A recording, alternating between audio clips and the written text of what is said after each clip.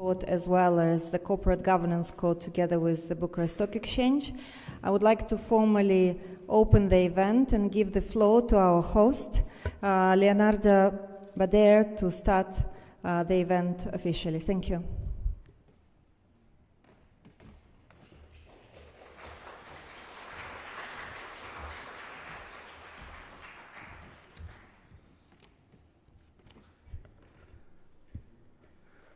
Good morning, everyone, and a very warm welcome here at the National Bank of Romania.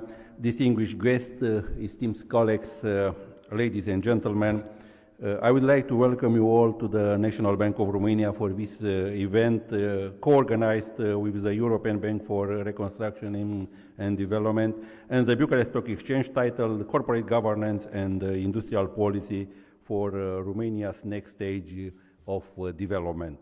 I'm glad that the MBR is hosting once again the launch of the EBRD Transition Report, as it has done on a few past occasions, 2015 and 2018, among recent ones. This time, the EBRD report presentation is complemented by another important development for the Romanian financial market, the update of the Corporate Governance Code by the Bucharest Stock Exchange. Therefore, this conference is seeking to address two very important topics for Romania's development: industrial policy and corporate governance. Allow me to extend a warm welcome to the EBRD representatives who join us today. Director for Romania, Ms. Victoria Zinciuc, thank you so much, and Chief Economist, Ms. Beata Iavoițic. At the same time, I would also like to extend a warm welcome to the Bucharest Stock Exchange Board Chairman, Mr. Radu Hanga, as well as to all our guests and colleagues here with us today. The first part of the event focused on the EBRD Transition Report, a valuable analysis of the yearly development in the economies where EBRD operates. The findings on Romania in this report provide an additional perspective to our own analysis and highlight the role of policies in prioritizing fundamentals such as digital infrastructure, governance, and education. Similar to EBRD report conclusions, we are awarded Romania still experiences regional economic disparities and agree that industrial policies can support a balanced economic development and social cohesion. Although industrial policy are not among the tasks of the central bank, we recognize that targeted industrial policy can be an engine of growth in order to further accelerate the transition to more productive sectors with economy-wide effects. From this perspective, our central bank was actively involved in several working groups of the National Committee for Macroprudential Oversight, aiming to promote the sustainable growth of financial intermediation.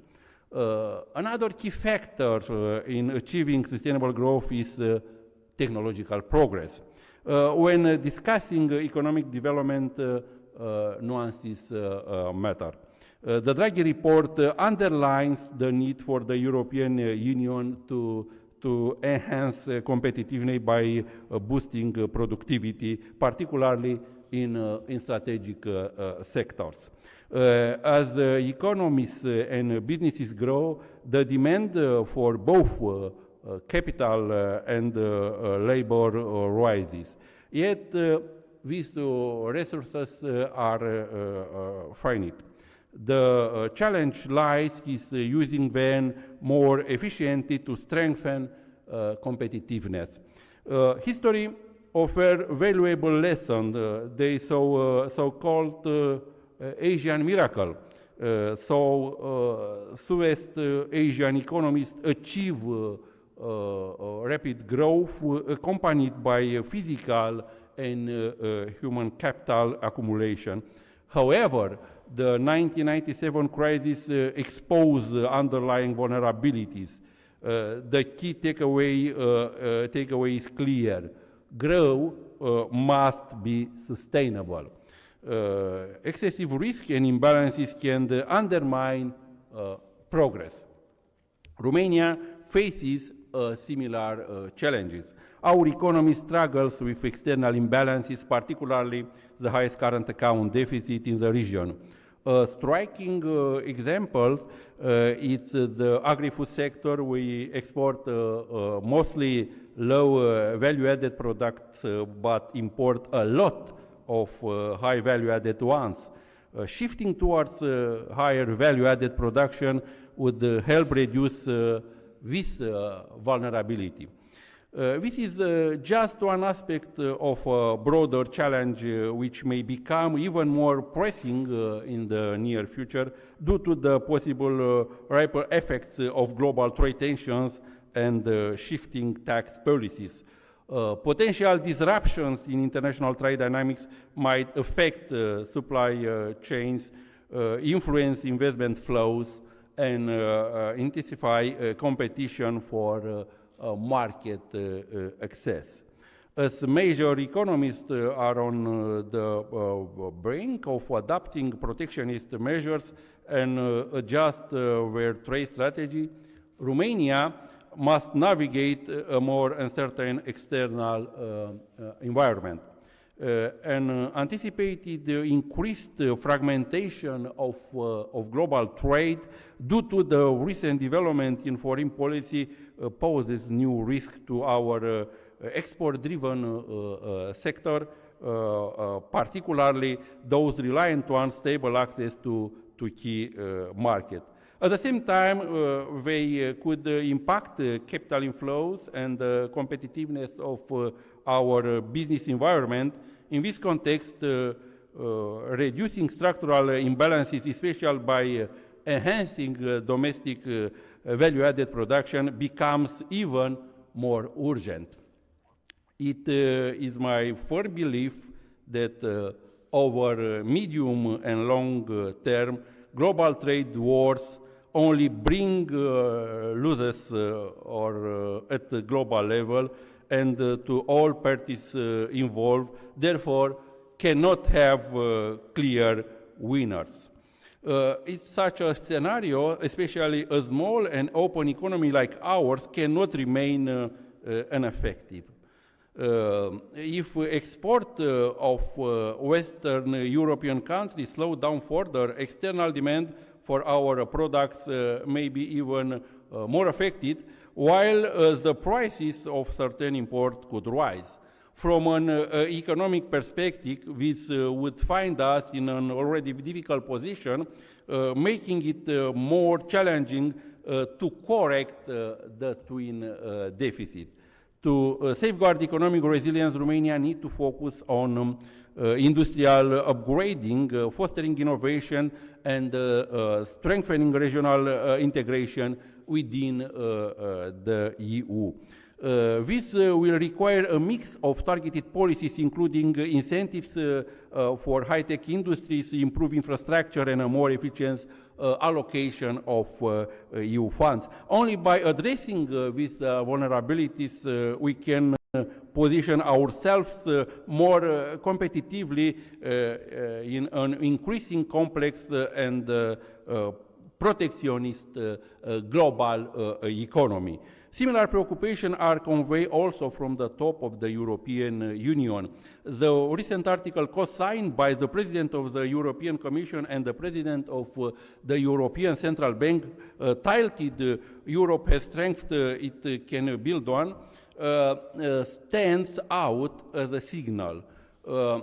It can be interpreted as a warning from Europe's leadership regarding the delicate moment the Union is facing and the need for coordinated economic policy adjustment within the bloc.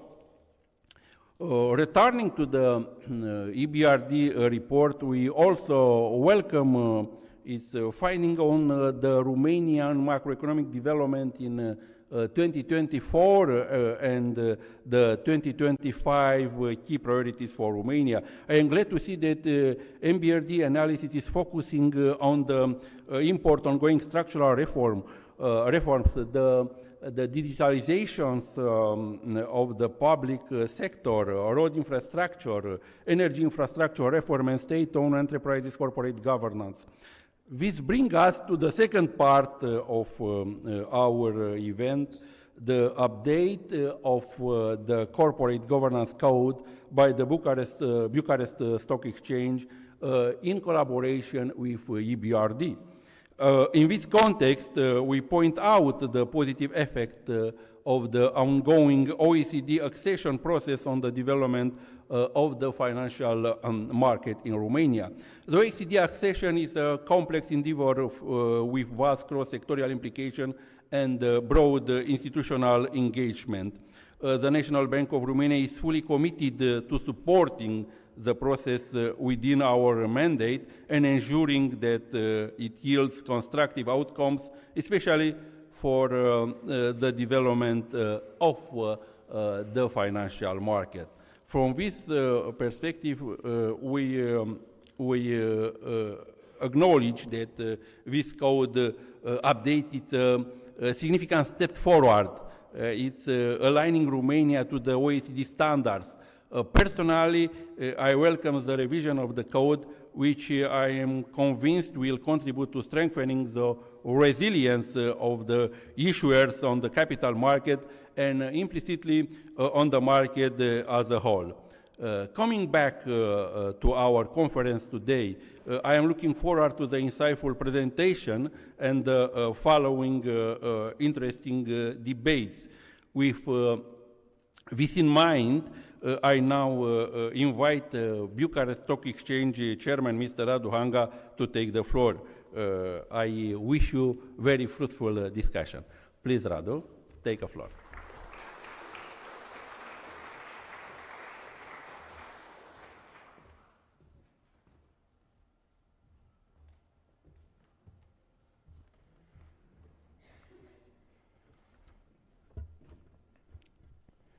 Good morning, everyone. Leo, thank you for the introduction. Thank you for hosting us here at the Central Bank. For sure, we are looking forward and we are seeing pretty complex times ahead. Victoria, thank you for being with us. Thank you and the EBRD team for supporting us in all this process of reviewing and rewriting the corporate governance code. Ladies and gentlemen, now is the most challenging moment usually for me when I have to read, and I'm trying always to escape this. And this comes from my heart, not from the written text. It is an honor to address you today on the topic that stands at the core of our financial market, integrity and long-term growth. And we are talking about good governance. As we introduce this, I wouldn't call it new, this rewritten corporate governance code. We do that with the clear objective of strengthening, first of all, transparency, accountability, and trust across the capital markets, but also having in mind that our final objective is to support the issuers, the local companies to grow and to develop. The most important word there for me is trust, because the capital markets thrive on trust, because investors, they are seeking for confidence, they are looking at the companies they are investing, and they expect their capital to be managed efficiently and ethically. By enhancing governance standards, we ensure that the companies here locally implement the global best practices, they minimize risk, and they create long-term value.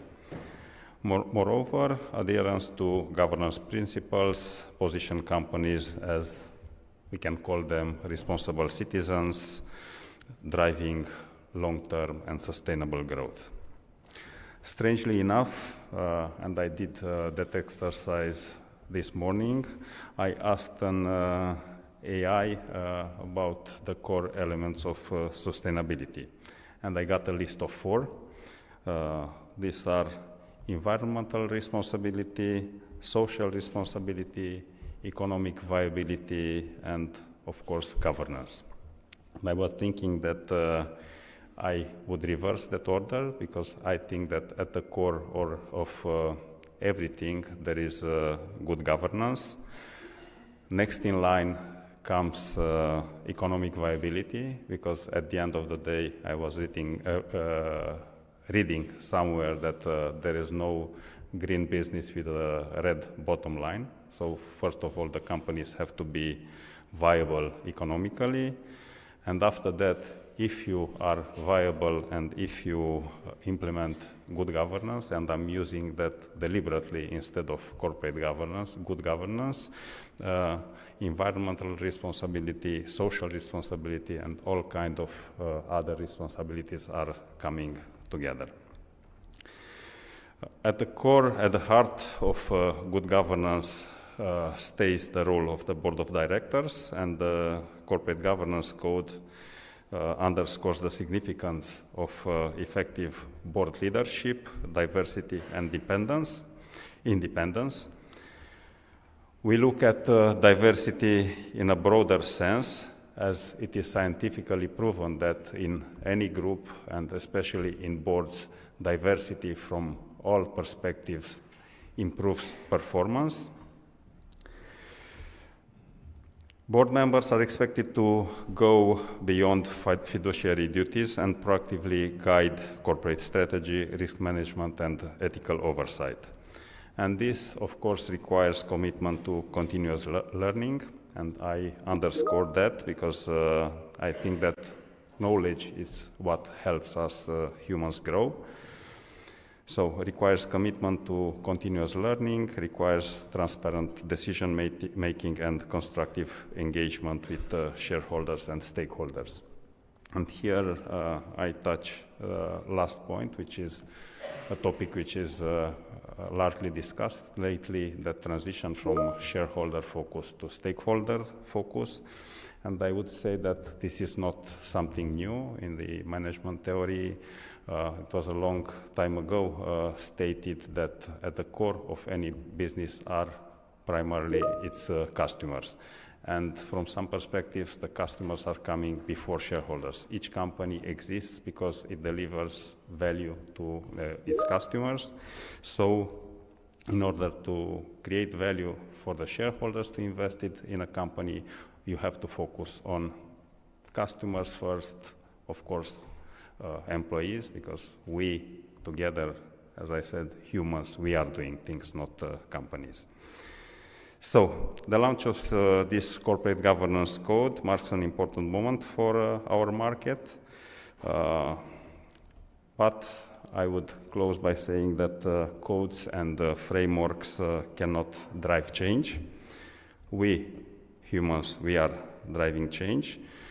And I would say let's implement it carefully, using common sense in reading. And there is a very good book on that, The Ministry of Common Sense from Martin Lindstrom. So let's implement the new corporate code by reading it with common sense in mind. So I would close by thanking you. I would thank to the permanent working group who stood next to us in the revision of the code, and their representatives and members. And I would name firstly EBRD, Victoria, Pavle, and your colleagues, thank you very much. Secretariatul General al Guvernului, domnul Țuțuianu, he is not here yet. We are expecting him, and we thank them for their support.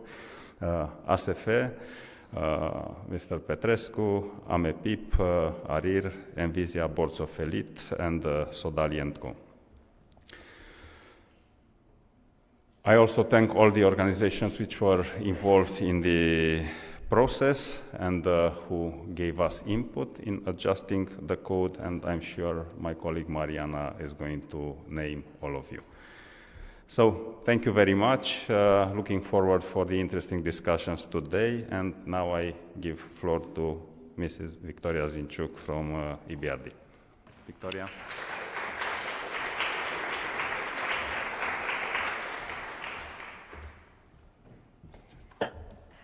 Thank you, Radu. I actually read the book, The Ministry of Common Sense, and I would definitely recommend it to everyone. And in the book, fundamentally, it's all about using your common sense while doing business. And speaking about EBRD in Romania, I'm really pleased that since I have arrived here a little bit over than a year ago, we have had the record results. This last year was a record year for EBRD in Romania. In terms of the number of projects that we have signed, we had 44 projects. We have provided more than 700 million to the Romanian economy. We have launched very, very important policy dialogue initiatives, as well as completed some of the work that has resulted in incredibly successful CFD auctions at the end of last year. So indeed, using, on one hand, hard work, common sense, dedication, we have been supporting Romania over the last 30 years, and we stand by to continue doing this in the years to come. With this, an event like today is extremely important for me, and as I have told to Beata earlier, maybe it will sound a little bit superficial, but I'm really honored to bring her to Romania today. Beata is our chief economist. She is an exceptional lady who is also a professor of economics in the Oxford University. We are really looking forward to Beata providing the insight with regard to their industrial policies that have been used by other countries, because Romania, as you have heard today from the previous speakers, and as you all know, is going through transformation in terms of their thinking, what lies ahead. I'm much more optimistic than many of my colleagues, and when I say colleagues outside of EBRD, when I speak to the business community, there is a lot of tension, there is a lot of pessimism. I am more optimistic because I think that Romania has shown that it has the capability of dealing with adversity, it has the capability of dealing with challenges, but at the same time Romania needs the right partners, and it needs to have access to know-how, and it needs to be inspired by the good stories, by success stories. So with this, I would like to give the floor to Beata in order to present our transition report. Beata, the floor is yours. Thank you.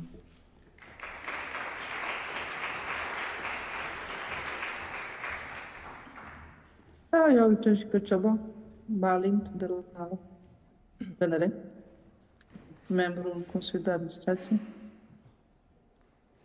Good morning.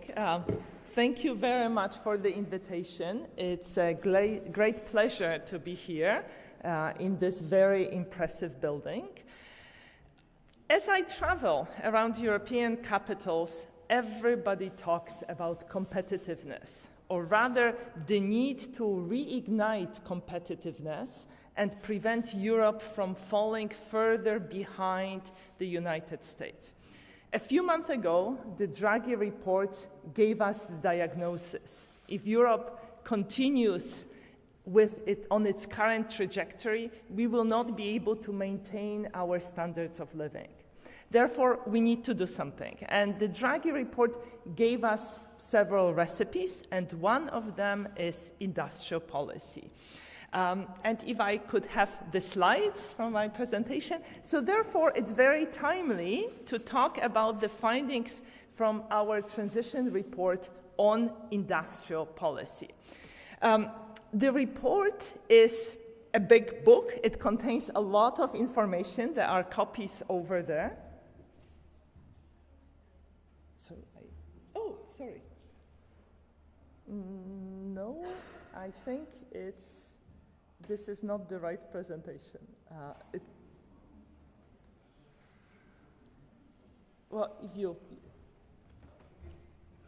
Anyway, so let me continue, and the presentation will. So, industrial policy is nothing new. Oh, perfect. Okay. So this is our report, Navigating Industrial Policy. There are copies over there if you would like to help yourself. In this very short presentation, I'm not going to tell you everything that's in the report. I will focus on a few highlights. I will start with a brief introduction to industrial policy. Then I will focus on promoting structural change, and I will focus particularly on services. And then I will say a few words about industrial policy supporting firms. Now, my presentation is going to be focusing mostly on the big picture, on the broad international experience. And then during the panel that will follow, we'll bring this experience into the Romanian context. Now, what is industrial policy? These are interventions aiming to change the productive structure of an economy. And the name is very misleading because industrial policy can pertain not only to manufacturing, it can pertain to services, it can pertain to regions, or it can be addressing firms. And the idea here is that in some cases, markets will not deliver efficient outcomes, so therefore a state intervention is needed. Think about research and development. We know from a large body of academic literature that the benefits of research and development don't stay within the firms that pay for these activities, but they accrue more broadly to the economy. And therefore, it's often said that one needs to support R&D activities with public funding in order to harness these benefits.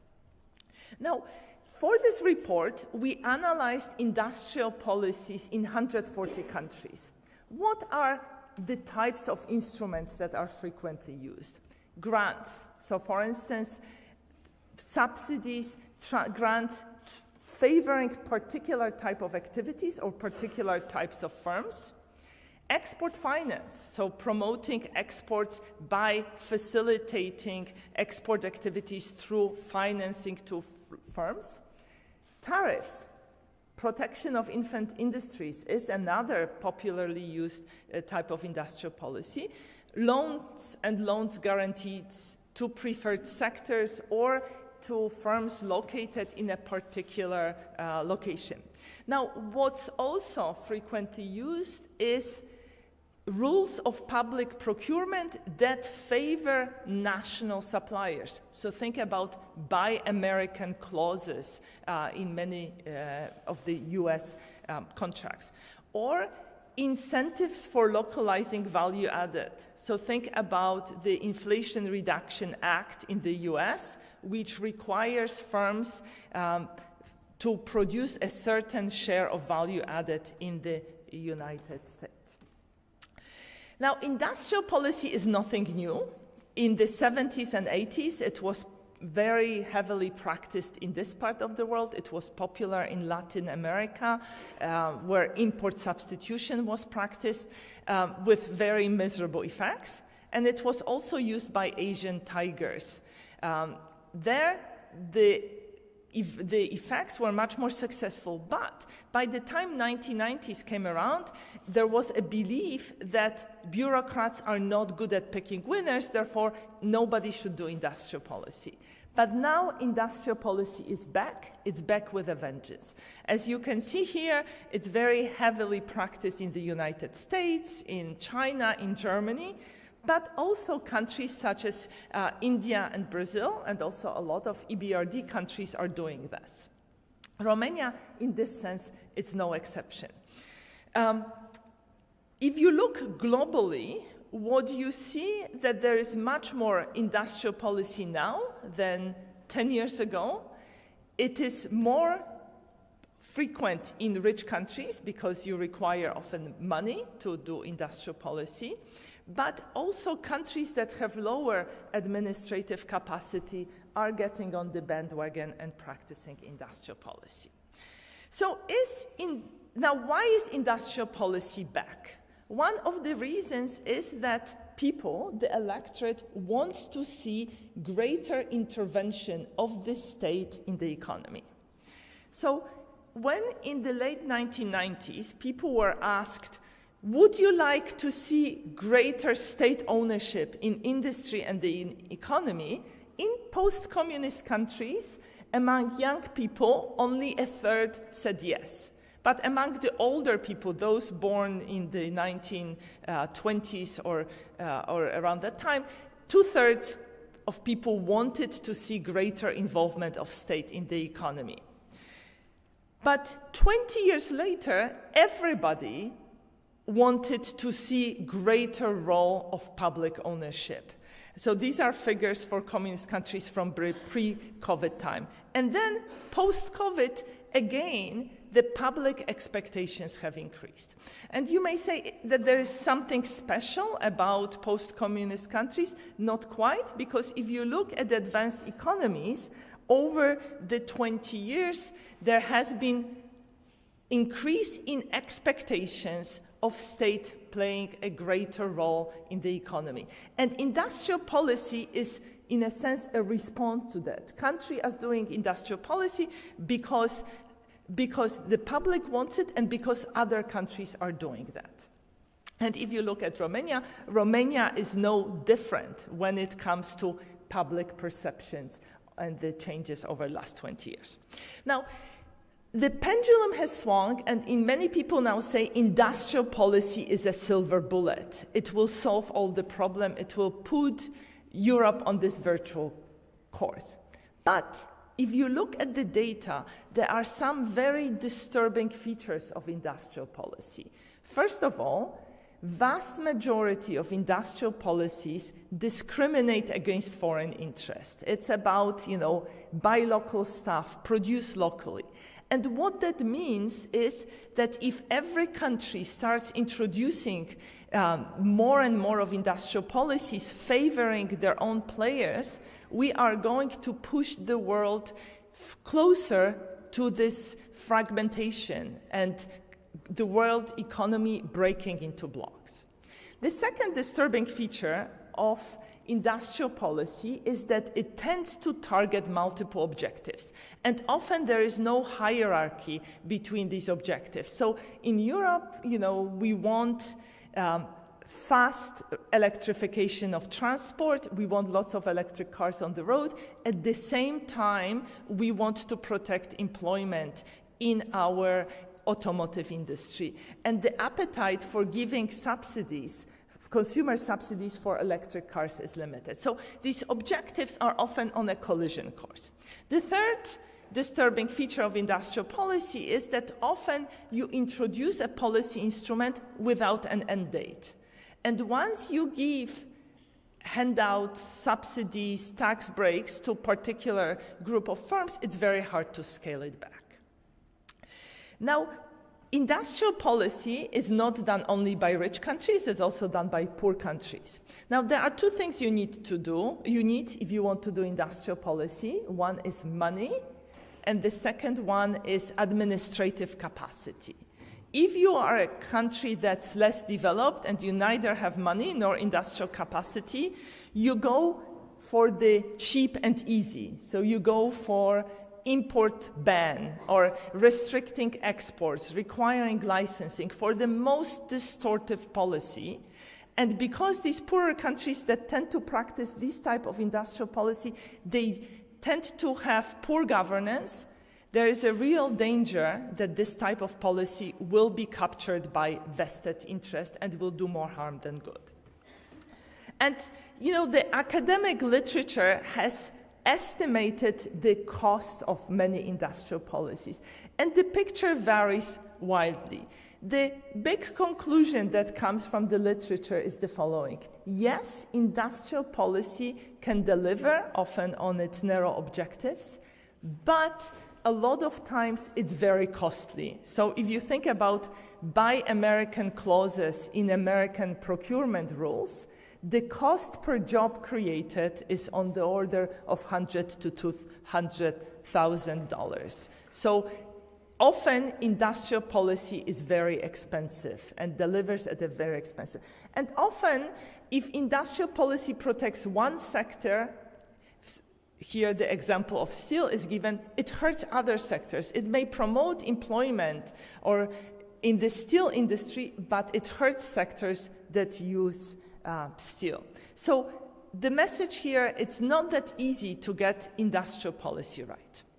Now, let me say now a few words about promoting structural change, which is the objective of industrial policy. So if you look at what has been happening since 1990 in many economies, there is this big shift away from manufacturing and towards services. Now, the orange line shows this shift for Eastern European EU member states.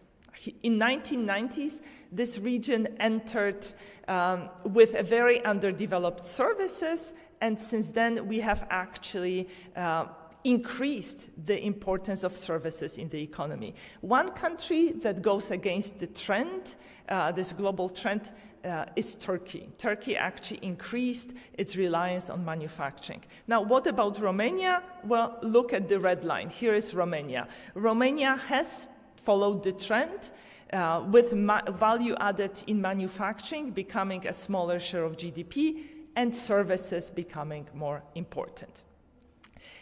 Now, the old model of growth has been countries go from agriculture to manufacturing to services. Actually, it has become increasingly difficult to grow only through exports of manufacturing. And if you look at the EBRD economies in the EU, so these are the Eastern European EU member states, you see that before the financial crisis, growth was essentially split. In some cases, it was driven by export of goods. In some cases, it was driven by services. In some cases, it was driven by both. After the financial crisis, actually relatively few countries managed to use manufacturing only. Actually, among the Eastern European EU member states, the prevailing model is that you need both growth in exports of goods as well as services in order to achieve something.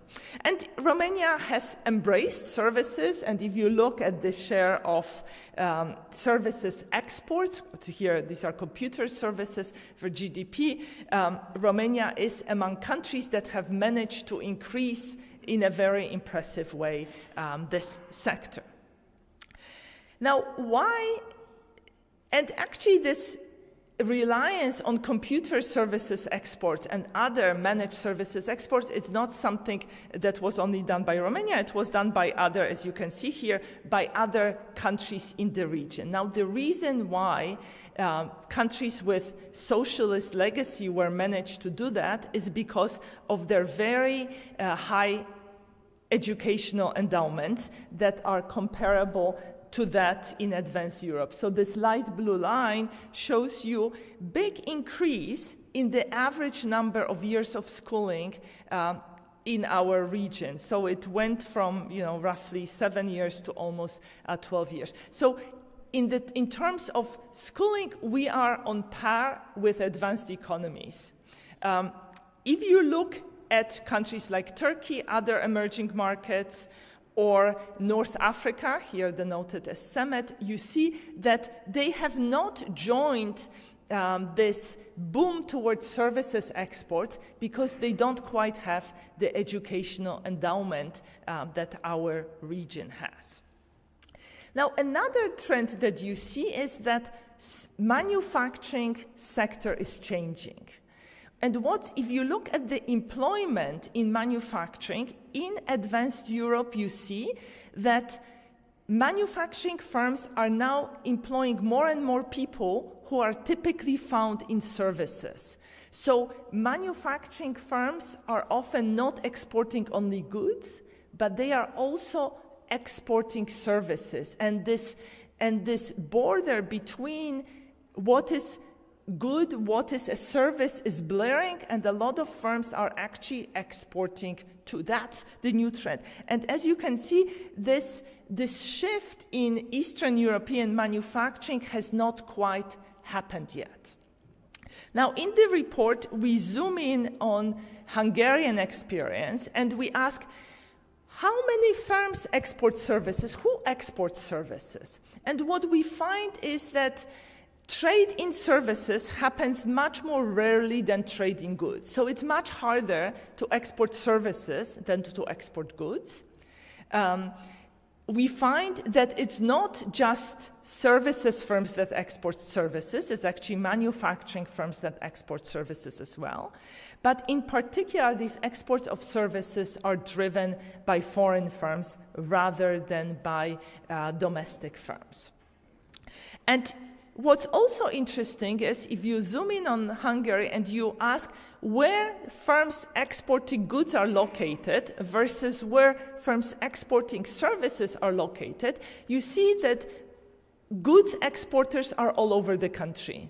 They are in cities, they are in the countryside, while services exporters tend to be located in big cities. So this shift towards greater reliance on services is associated also with greater regional inequalities, because the services exporters and the good jobs they offer are more likely to be in the cities. Now, in the report, we ask, if you want to explain what allows countries to export services, what are the factors? So we looked at bilateral trade and services, and what you see is that, well, countries with higher income per capita are more likely to export services and more likely to export them to other rich countries. If countries are close, they trade more in services. But what's particularly interesting is that countries export services to countries that are more open in terms of services export, but what matters is also your own openness. So if your service industry has fewer barriers against imports, against entry of FDI, you tend to export more services, because being open to services exposes your providers to competitive pressure and helps them excel. And that means that they are better able to export themselves. Another thing we look at the report is, what can you do to trade more services? And in particular, we zoom in on investment promotion agencies. 2 years ago, we did a survey of investment promotion agencies in our countries of operations, asking them, what are your priority sectors? What kind of FDI you aim to bring? And in Eastern EU member states, actually, services are the main target, while in Central Asia, in the Caucasus, in North Africa, countries want to bring more manufacturing. And then we looked at the data. Are countries getting more FDI into the sectors their investment promotion agencies target? And the answer is yes, but it works only if the state is if the state institutions are well functioning. So investment promotions is one of the mechanisms in the toolkit of industrial policies that countries can use to change the productive structure of the economies. Finally, let me say a few words about industrial policies supporting firms. If you look at the number of firms, these are the left-hand side bars, you see that more than 95% of firms are firms that have less than 20 employees. So in other words, there are very few large firms. Vast majority of firms are very small.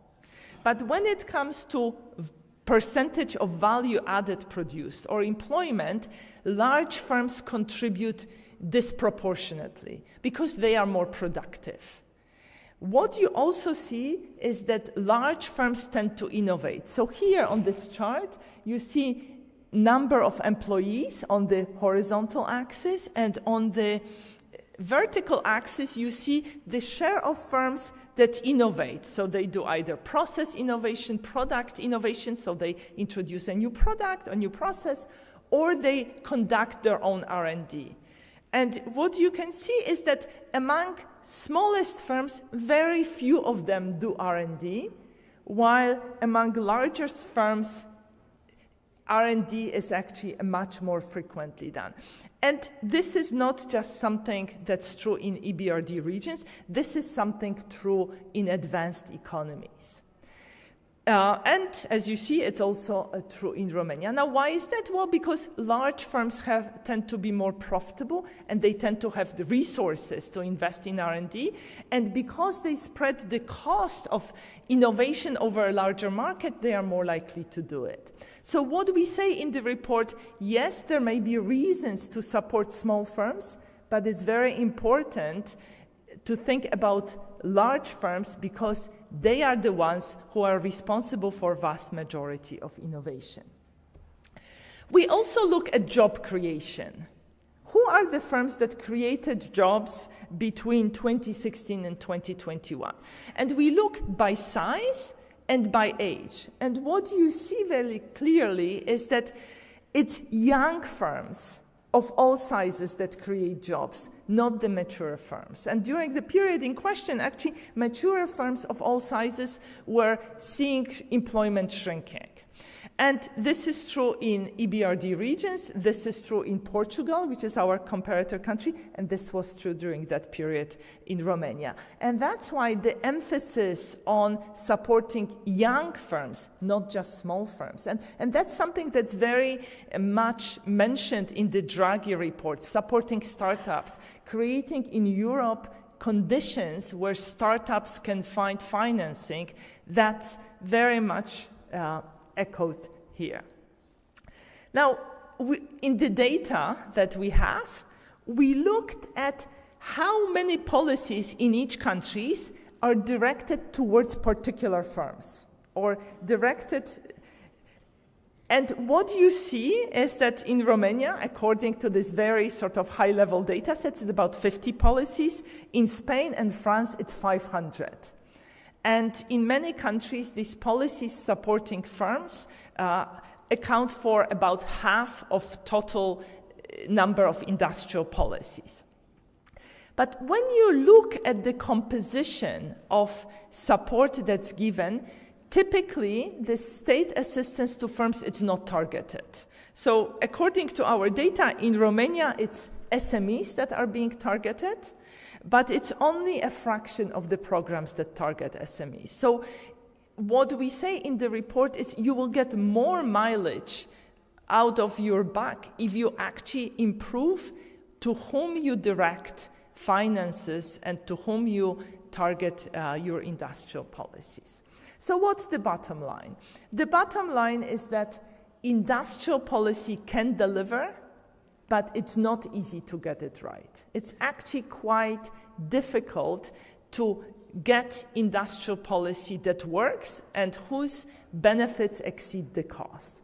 Now, what are things you need to keep in mind when doing industrial policy? First, be very clear about objectives. Articulate why you're doing this, and if you have multiple objectives, have a hierarchy. What's more important? Productivity or employment? Open the sectors or firms or regions that benefit from these policies to competition. In part, Asian tigers did so well because their stated goal was exports, and therefore by design their policies were exposing firms to competition. And if you think about subsidies in China, the reason why subsidies worked so well in the electric vehicle sector is because, yes, firms get money, but there is fierce competition between various players in China. And competition is what makes you strong and helps you excel. Third, industrial policy is not only about picking winners, it is about letting losers go. And actually, Draghi report talks about it. It says, well, there is no point trying to bring solar panel value chain to Europe because we have high material cost, high energy cost, and high labor cost. We cannot be competitive. So recognizing that some sectors are not going to become champions is probably the hardest part of industrial policy. And phasing out is crucial, right? Put an expiration date, because if you don't, it will be impossible politically to finish a program. And while you're doing this, don't forget horizontal policies. Don't forget structural reforms. Don't forget the general need to improve governance, not only in firms listed on stock markets, state-owned enterprises, but in a country as a whole. So thank you for your attention. And if you have any questions, I will be very happy to answer them.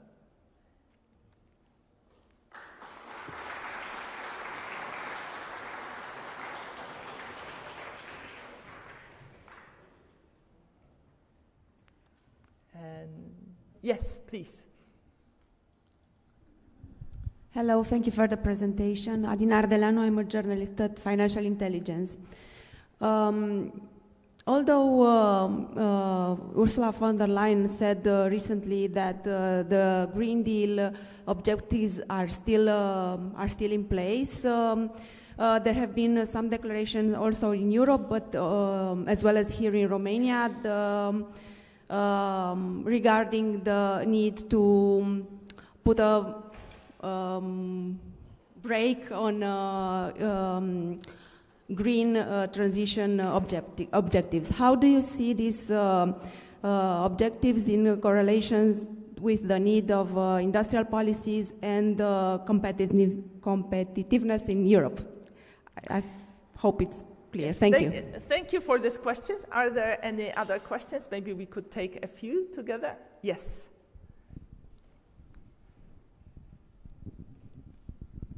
Thank you very much. I felt that it was a great insight.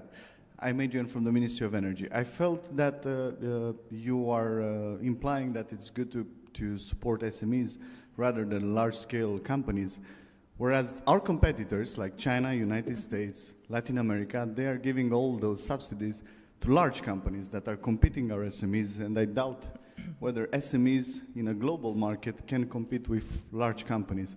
Is it wise to continue pushing for SMEs when we are in a global market fighting large companies that have economies of scale? Thank you. One more question? No. Okay. So let me start with the SME question. So let me be clear. I think I wasn't clear enough. In the report, we sing praises of large firms. Right? Because we say large firms are the ones who innovate, and therefore we are saying you shouldn't focus just on SMEs. Right? Focusing on SMEs is always very politically attractive because there are lots of SMEs. The public doesn't necessarily want to support large firms, but large firms are the ones that innovate, and therefore we say it's important to support innovative firms. Then we also say it's important to support young firms, right? So we make a distinction between small and young. Why young? Because young firms are often the startups, those that innovate, those that are disruptors, and those that create employment. Young firms of all sizes create employment. So what we are saying is actually be clear why you are supporting firms, but focus on innovation, on competitiveness, and that means really doing a lot for large and for young firms of all sizes. Now, on the question about green versus competitiveness, industrial policy is popular partially because of the recognition that we have these multiple challenges that we need to address, competitiveness and dealing with the climate emergency being two of them, right? And there is a recognition that changes will not happen fast enough if we just let markets work. And, in a sense, the objective of competitiveness and climate emergency, they are complementary. If you think about, what's one of the biggest challenges in Europe, it's the high cost of energy. Our cost of energy of natural gas are 4 times as high as in the United States. And, at least this year, they are actually going to go up. right, rather than going down. And that's eroding European competitiveness. So greater access to renewables is a way of lowering the cost of energy. Now, of course, one needs to, renewables are an intermittent source, so one needs to complement it with something else. Renewables need improvements and investments in grid. So there is a lot that needs to be done, but I don't see the two objectives being on a collision course if we do industrial policy in a sort of smart way, right? So rather than protecting, right, we support innovation and R&D. Any more questions? Okay. In that case, let me invite my colleague to podium.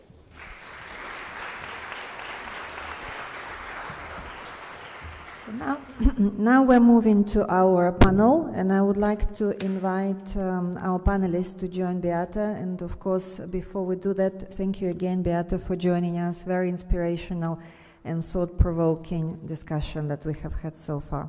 So I would like to invite Mr. Florin Spitaru, State Advisor, the Chancellor of the Prime Minister of Romania.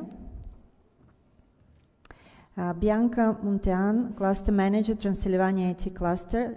Bianca is joining us from Cluj. She has just arrived. So thank you, Bianca, for making all the way this trip for us. Cristian Sporis, Vice President AmCham Romania. And Cristian Erbașu, CEO Construcții Erbașu. Thank you.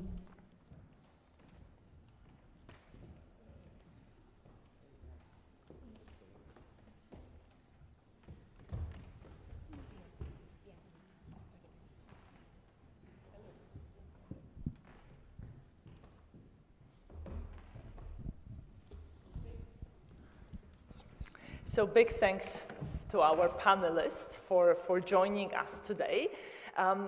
So as I mentioned, in the presentation, we talked about industrial policy and competitiveness in general terms, and now we will bring it to a Romanian context, and I am so pleased to have such prominent speakers with me on stage. So, a couple weeks ago, during the World Economic Forum meetings in Davos, there was a lot of pessimism about Europe and in particular about Germany. Do you agree with this pessimistic view? What does the situation in Western Europe mean for Romania? And are there any bright spots you see in Romania, any growth opportunities that you see from where you sit? So perhaps we should start with Cristian Erbașu, so view from banking sector. I think it's a little bit a mistake. I'm not from banking sector, I'm construction sector.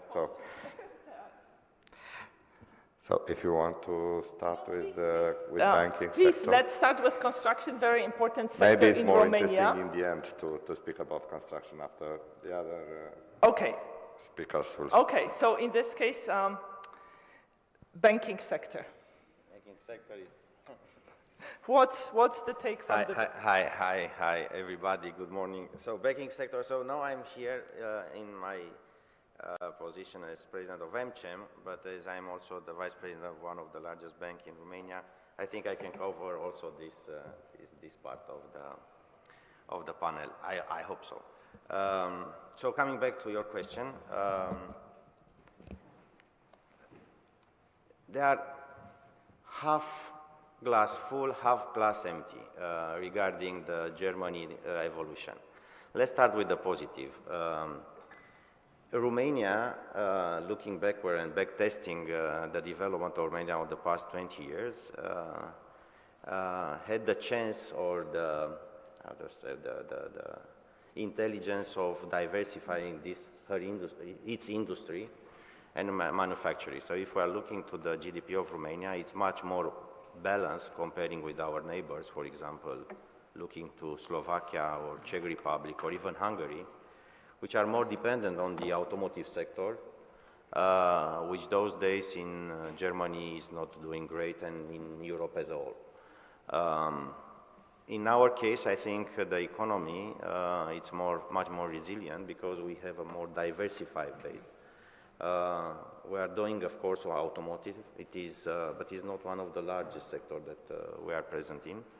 We are having also the agricultural. We have also the services, which is quite high, especially in the IT sector. And I think in the past 15 years, after the financial crisis, the IT sector was the main beneficiary of subsidies and state aid. And probably this is the reason why, if you are looking in Romania, as a representative of MChem, actually we are having all the big guys from the technology from America present in Romania. So that means Romania is considered a technological hub as we speak in the region. So I'm not sure that you know of course the weakness of Germany, you can see it in all the entire Europe. You can see it especially in the DACH country, the German-speaking countries, including Austria, but of course also in the Eastern European, with I would say two exceptions for time being. One is Poland, the other is Romania. Poland because it's a large economy and also it has a very good standing in terms of funds absorption. And Romania is catching up fast also in terms of funds absorption, new funds absorption. More diversified, as I said, industrial base and GDP formation.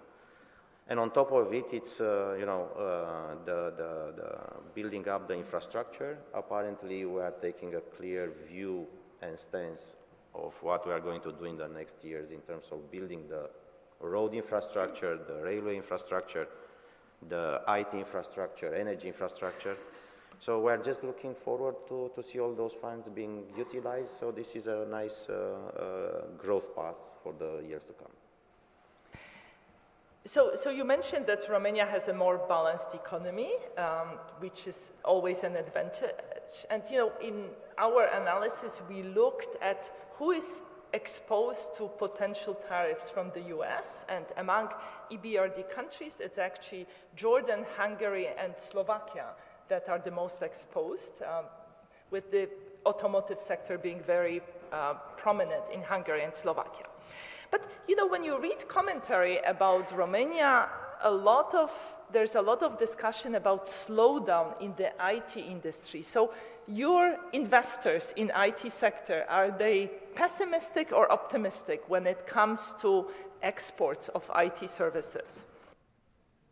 So it's clear that in the past, I mean, at least since you know the AI, ChatGPT, there is a rebalancing of the industry. Clearly, yeah, if I'm looking also as an employer working in a bank, if I'm looking to the IT sector, I mean, it's much easier to employ now coders or testers as it used to be a couple of 6-8 months ago.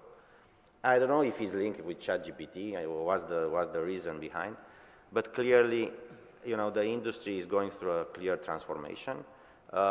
What's important, you have a decrease in the coding part or testers, but on the other hand, when it comes to data analyst, data scientist, everything what has to do with the data, there you have an increase in demand.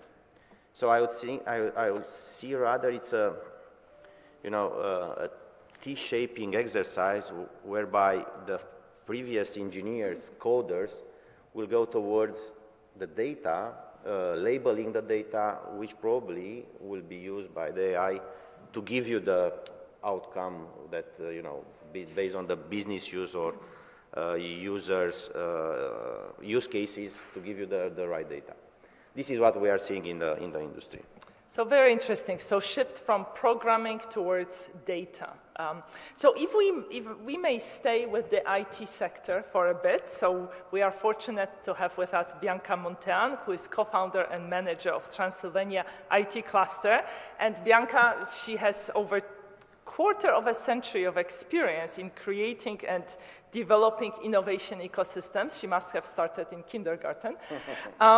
So Bianca, are you optimistic or pessimistic about the IT sector? And do you agree with this assessment about data versus coding? Of course, hello everyone. It's a pleasure to be here in Bucharest and to join these distinguished colleagues in the panel. Yes, as we know, the IT sector in Romania mainly grew delivering outsourcing services. So it was highly dependent on Germany also, automotive sector. And we are seeing these effects in the IT industry. We are seeing a lot of people being let go, which was not the case half a year ago or maybe last year. So yes, we are seeing these effects, but also based on your report, it's also a moment when we have to find our place in the value chain at the EU level. Because yes, Romania has a lot of talent in the IT, but of course it has to find its main competencies. And I think that speaking about AI, cybersecurity, this is a place where we can have a strong voice. And yes, about data spaces, data specialists, this is an increased request. And we are seeing also the public administration moving into the digital twins, not only smart cities, but also creating a lot of opportunities for the IT sector. So I think it will be essential now for the IT sector and the IT Romanian companies to see where they best fit in the new EU and global agenda. And I think we are having the knowledge, the talent to do so. We have this experience gained. And as we gather today here and we have a diverse panel with representatives from different fields of activity, but also from public administration, I think it's really important to not only to discuss these policy papers at the EU or national level, but to discuss in practical terms each and every stakeholder what's its role in the new setup, because we saw the competitiveness compass released by the European Commission last week. We are also having the Romanian industrial report, but each one of us, and even in this panel, we are quite diverse. We have people from the public administration, who have access to the control panel, to different policies. We are representing the private sector, and of course, we are looking at their challenges, and I must say that the Romanian IT companies are facing a lot of challenges this year, and they foresee also for the next year. So thank you very much, Bianca. I wonder whether this a bit of pessimism about IT sector doesn't come from unrealistic expectations, right? Because change in the structure of the economy is something very natural.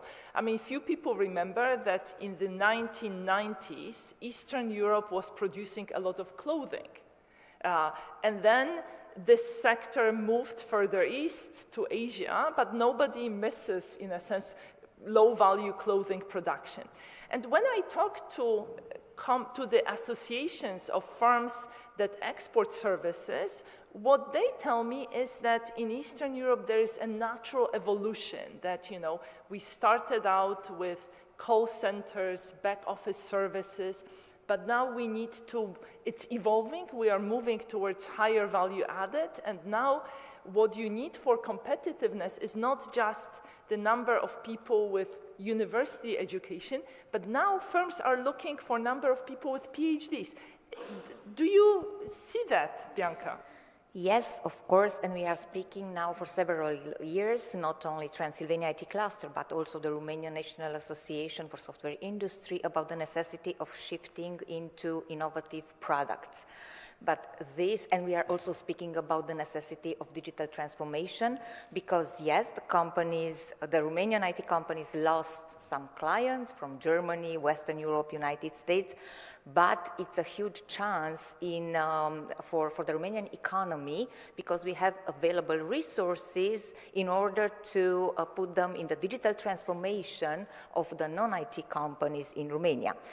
But of course, now with this giving up of the facilities for the IT sector, also we have to have new policies put in place for supporting innovation, because we are speaking a lot, but we also need some concrete things from the public sector part, because the companies are seeing this opportunity, but the non-IT companies still need support from the public policies and also some concrete measures in order to make the things happen. So we have all the pieces of the puzzle, but we still need some glue. Glue is always needed. Thank you very much, Bianca. So we talked a lot about IT, so now it's time for construction. So Cristian Erbașu, who is owner and CEO of Constructi Erbașu, and also he is president of the Federation of Employers of Construction Companies. So you have a very good overview of the sector. Construction sector is also a sector that's traded internationally. What's your view on the prospects of your sector, and how the economic situation in Romania will evolve? Good morning. Thank you very much for your invitation here to present the situation of constructors in Romania. It's true that construction in Romania is traditionally, but unfortunately, 20 years, this field suffered a lot because many people, qualified labor, left from Romania between 1990 and 2000, before the pandemic. More than 700,000 people working in construction in the west of Europe, and we need a lot of people, qualified people, to work in construction here in Romania. Also, you know, everybody knows that in Romania there are a lot of projects, and it's a lot to be done. A lot of investments, a lot of funds from EU, and not only from EU. And in the past we had not the capacity to perform in this project because of the missing of the labor, especially qualified labor. So unfortunately, only in the last 5 years, but fortunately on the other side, in the last 5 years, this sector increased very much, grew up more than 35%. And if in 2019 our contribution in the Romanian production was being only 6%, now it's 8%. So I think we are on the good way, and we have in common with the IT domain that we had some facilities.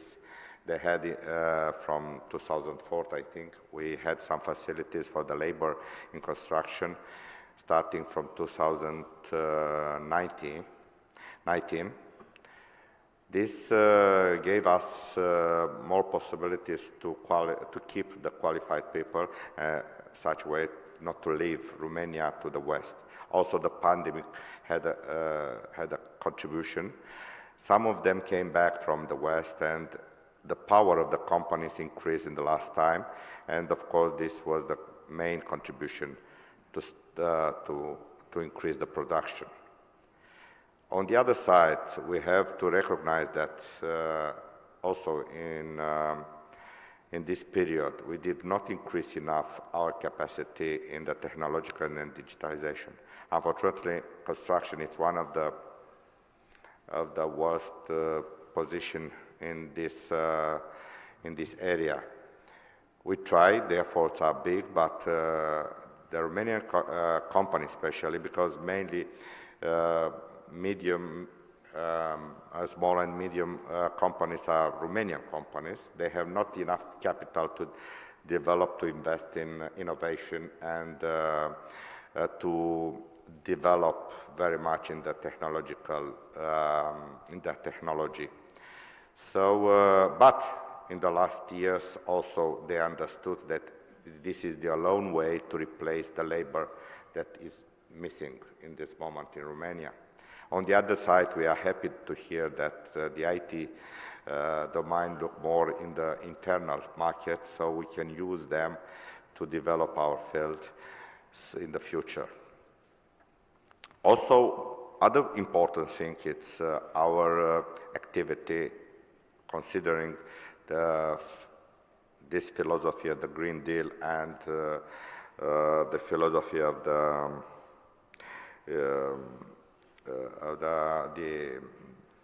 circular economy. In construction, you know that we have a lot of waste.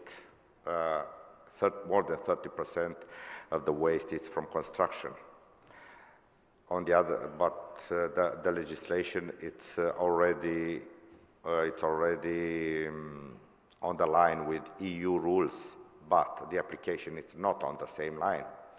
So we still have to invest a lot in this field, because in construction, if you want to make, for example, to make the selection, to make to reuse the materials, it's necessary to change some philosophies. You have to learn to use them, to reuse them. Also, the designers, the technical legislation has to be changed. In Romania, still the legislation and the technical legislation is based to use rough materials, natural materials. So that's why we have to learn this, and we have to spend a lot of money to have the possibility to recycle the materials. There are a lot, the volume is a lot in construction, but the budget necessary for to recycle these materials, it's very big, and if you compare it with the benefit, it's not, the balance cannot be reached. So that's why in this case we need, I think, more help from the state, because in this such a way, to on the one side you have to push to oblige the companies to respect some rules, but on the other side you have to offer them the possibility to do this. So I wanted this the situation of the construction in this moment in Romania. So thank you. It's very interesting that you mentioned demography and immigration, shortages of labor. This is a challenge for pretty much all countries in the region. Eastern Europe is getting old before it's getting rich. And actually, you know, the demographic transition in the region is happening at the lower level of income per capita than it happened in rich countries. So in other words, it happened earlier in the development process. So you pointed out to IT or AI or technology as a way of dealing with it. Could you give us examples of where digitalization can help construction sector? In what way? It's clear that everywhere. This, especially, for example, if we, in construction, it's the building information modeling. It's a system that, if it's used, a lot of things will be solved. But has to be used starting from the beneficiary. They have to learn, because finally, this model it's necessary for the operation. We design, we make the design, we erect the project. After that will be the operation. Sometimes we are involved also in the operation of the building, but it's very important from the start moment to think about the operation. This is a problem, because sometimes you have to spend more money initially. It's CAPEX, so-called CAPEX, such a way to have an OPEX, lower OPEX, and for a long time. So in this way, if we implement, if we use BIM, we can obtain good results. So this is a way to use digitalization in construction. Thank you. So we've heard the views from the private sector, right, from IT, from construction, from AmCham, and everybody says we need help. So we are very fortunate to have with us Florin Spataru, who is State Counselor to the Chancellery of the Prime Minister of Romania, and he leads key initiatives related to economic policy and development. So I'm sure you get a lot of these requests for help. So I understand that an industrial policy for Romania has been recently approved. So what are its objectives, and is it going to help? Thank you. Good morning. I really like what Bianca was mentioning, that there are some people having access to the control panels. Yes, we have access to the control panels, but the access to the control panels is also done in going together with the business environment. So we don't act by ourselves and create policies and instruments from Victoria Palace, which is only kept in the shelves and not used for the business. So yes, we had an industrial strategy, 2025-2029. But this document is also going to be completed with something which we are going to develop together with the World Bank, and it's called the Green Deal Industrial Plan. Why? Because we do consider that Romania, but also Europe, should not give up to the green industrial objectives. There is a discussion, and we have seen also in the Draghi report that our objectives sometimes did not consider the reality, what is happening in our countries, and competitiveness is extremely important, especially nowadays when we see an aggressive movement in terms of competitiveness, and Europe has to struggle with that. That industrial plan came from deep analysis starting already from 2013 regarding the industry of Romania. Just to remind a little bit, when I came as a minister in 2021, I put on the table 3 topics. One topic was the reindustrialization of Romania.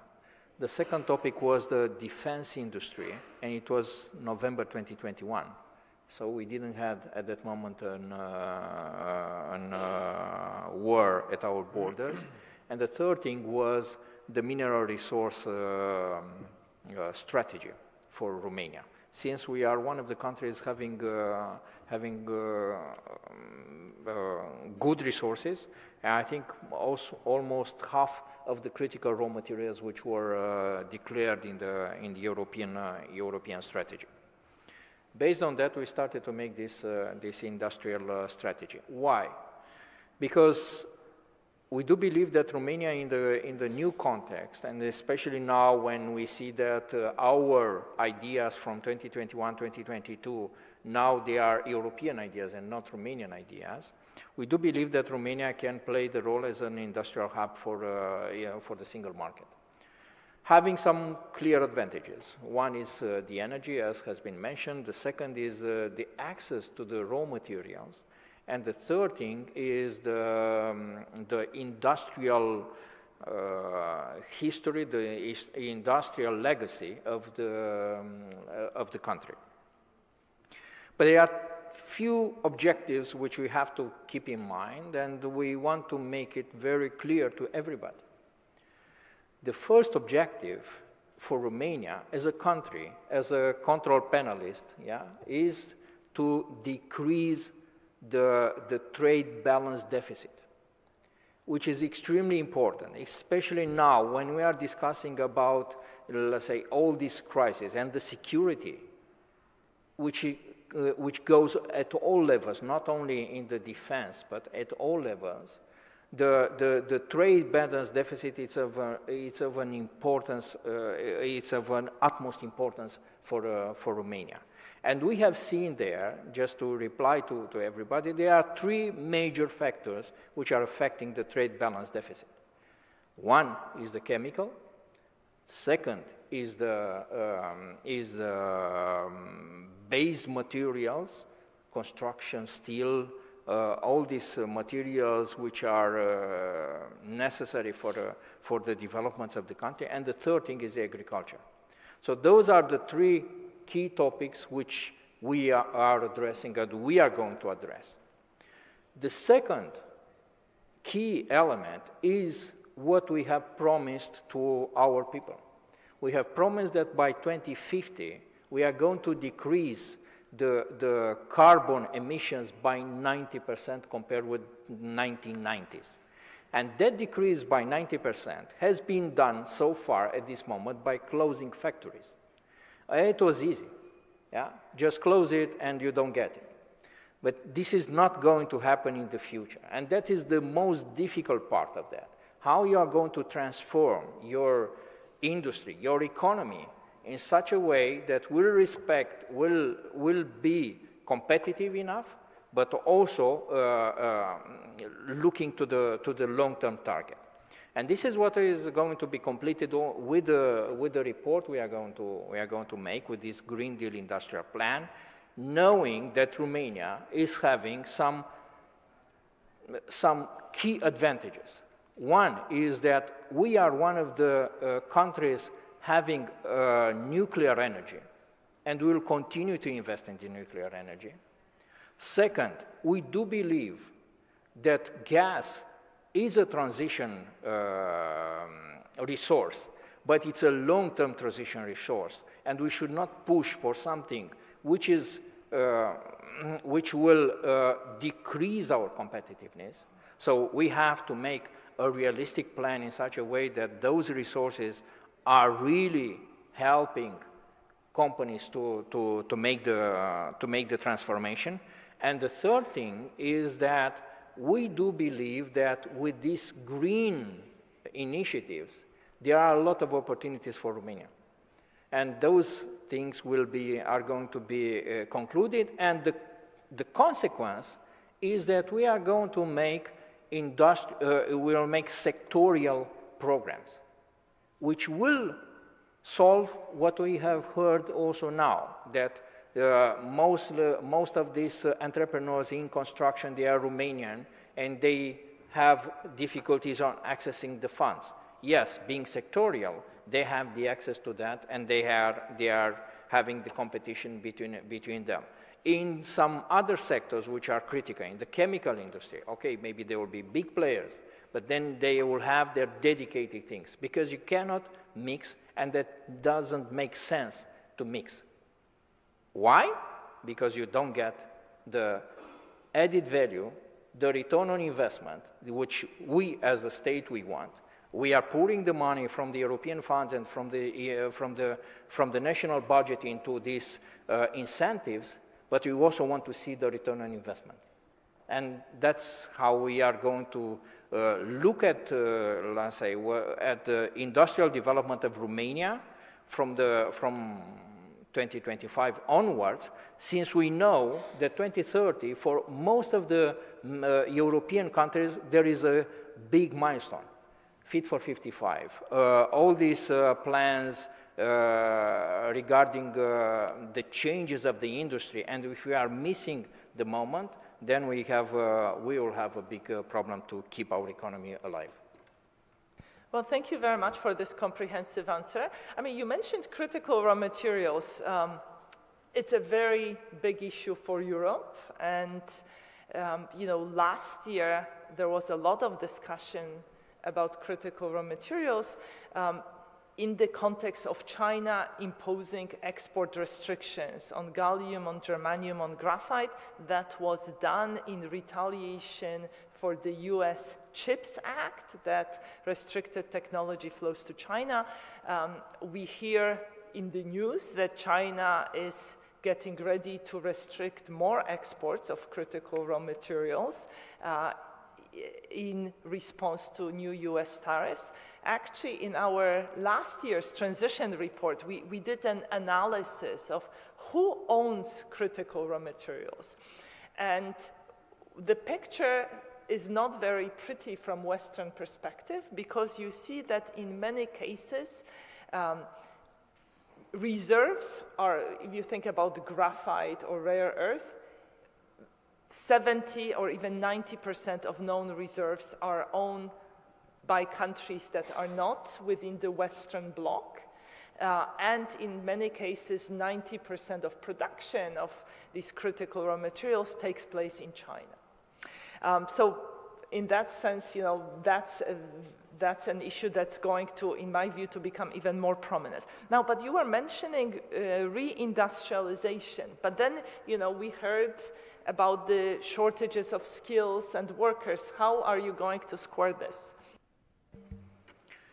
The digital aspect will contribute to that, and this is also one of the reasons. I had a discussion, I think, a couple of days ago with somebody from the IT sector and from the IT digital sector, and they said, how can we contribute to the plans of Romania? And I said, you can contribute them by helping these companies who are not specialized in the IT on going further on the decarbonization.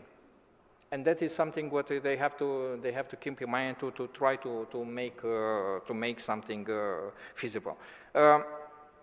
Yes, we have these problems on the scarcity of skills, not people but skills, and for that reason, these programs, these incentives, are also including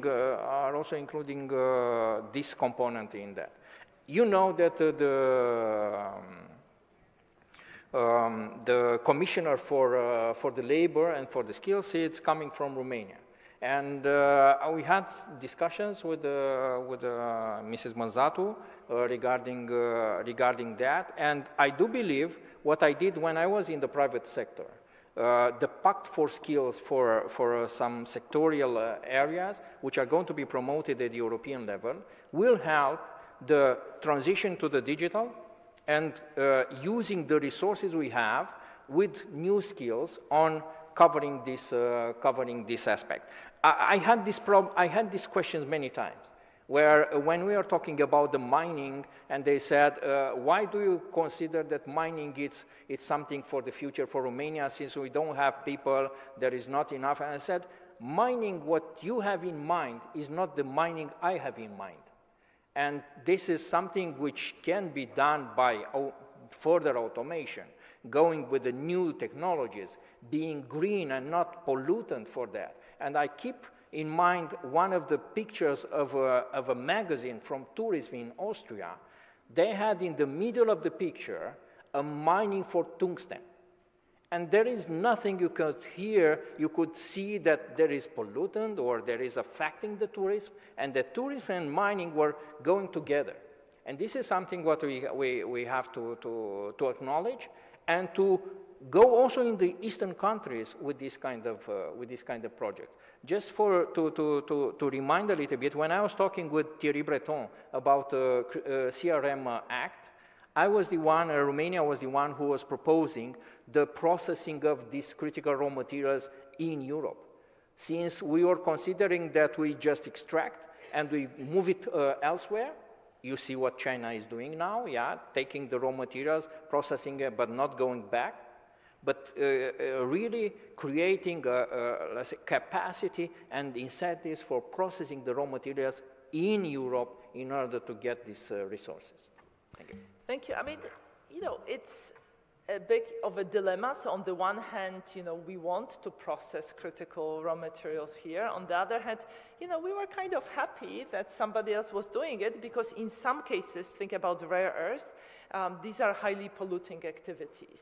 And similarly, on one hand, we want to have mines in Europe. On the other hand, if you look at Serbia, there were big public protests against it. So it's always a delicate balance.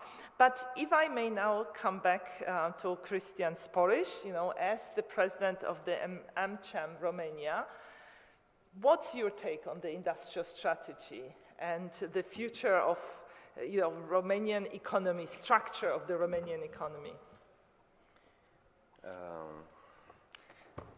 First of all, I just want to, I didn't mention from the beginning, but I like very much, and it went to my heart, what your conclusion after the speech. And what I took out of it, it was the fact that Europe is too busy in regulating all sorts of stuff. And this is not because I'm speaking as a president of MCHEM, but in terms of regulation, free markets tend to solve many of the things. And when I'm speaking about free markets, it's,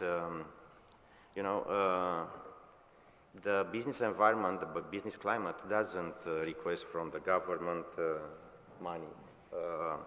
What they want is, investment in transport infrastructure, affordable and clean energy, not green, clean energy. And here it can be as much as possible. Also, we are having 20% nuclear, but it can go up to 60%, why not? But it's important, affordable, because in the new economy, going forward, the economy will be a little bit different than what we are seeing now and what we saw in the past, so we will need energy. But the competition among countries and jurisdictions will be on, although it's a common market with Europe, as we can see. What we can see actually since the energy common market became, you have all the time Spain and Portugal, which have the cheapest energy prices, and the Nordics. Yeah, they are having the cheapest by far. All the rest of the Europe, it's around 100 to 200 euros per megawatt. What else the business climate wants? It wants predictability of fiscal framework, focus on quality and availability of workforce. In MCHEM, out of 15 committees, one is strictly dedicated to education. Why is strictly dedicated to education? Because if we are speaking about IT sector and why it went so nicely in Romania comparing with others, it's because in the 70s and 80s, there were the transformation and restructuring of education in such a way they were focusing on the IT, in the technological skill, in the engineer. That's why we are just, cropping wherever was done in the 20, 30 years ago.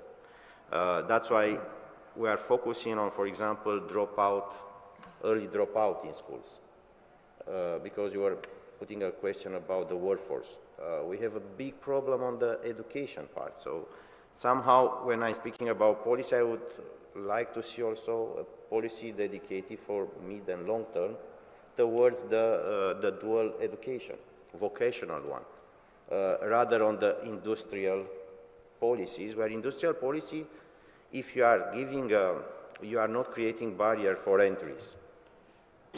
You will not create advantages for locals versus internationals. Then the investments will come. And what I can say, looking backward, as a back test, MCHEM is in Romania present since '93. The evolution of Romania, as it is right now, is not only based on the capital, it's mainly based on the know-how brought in by the multinationals.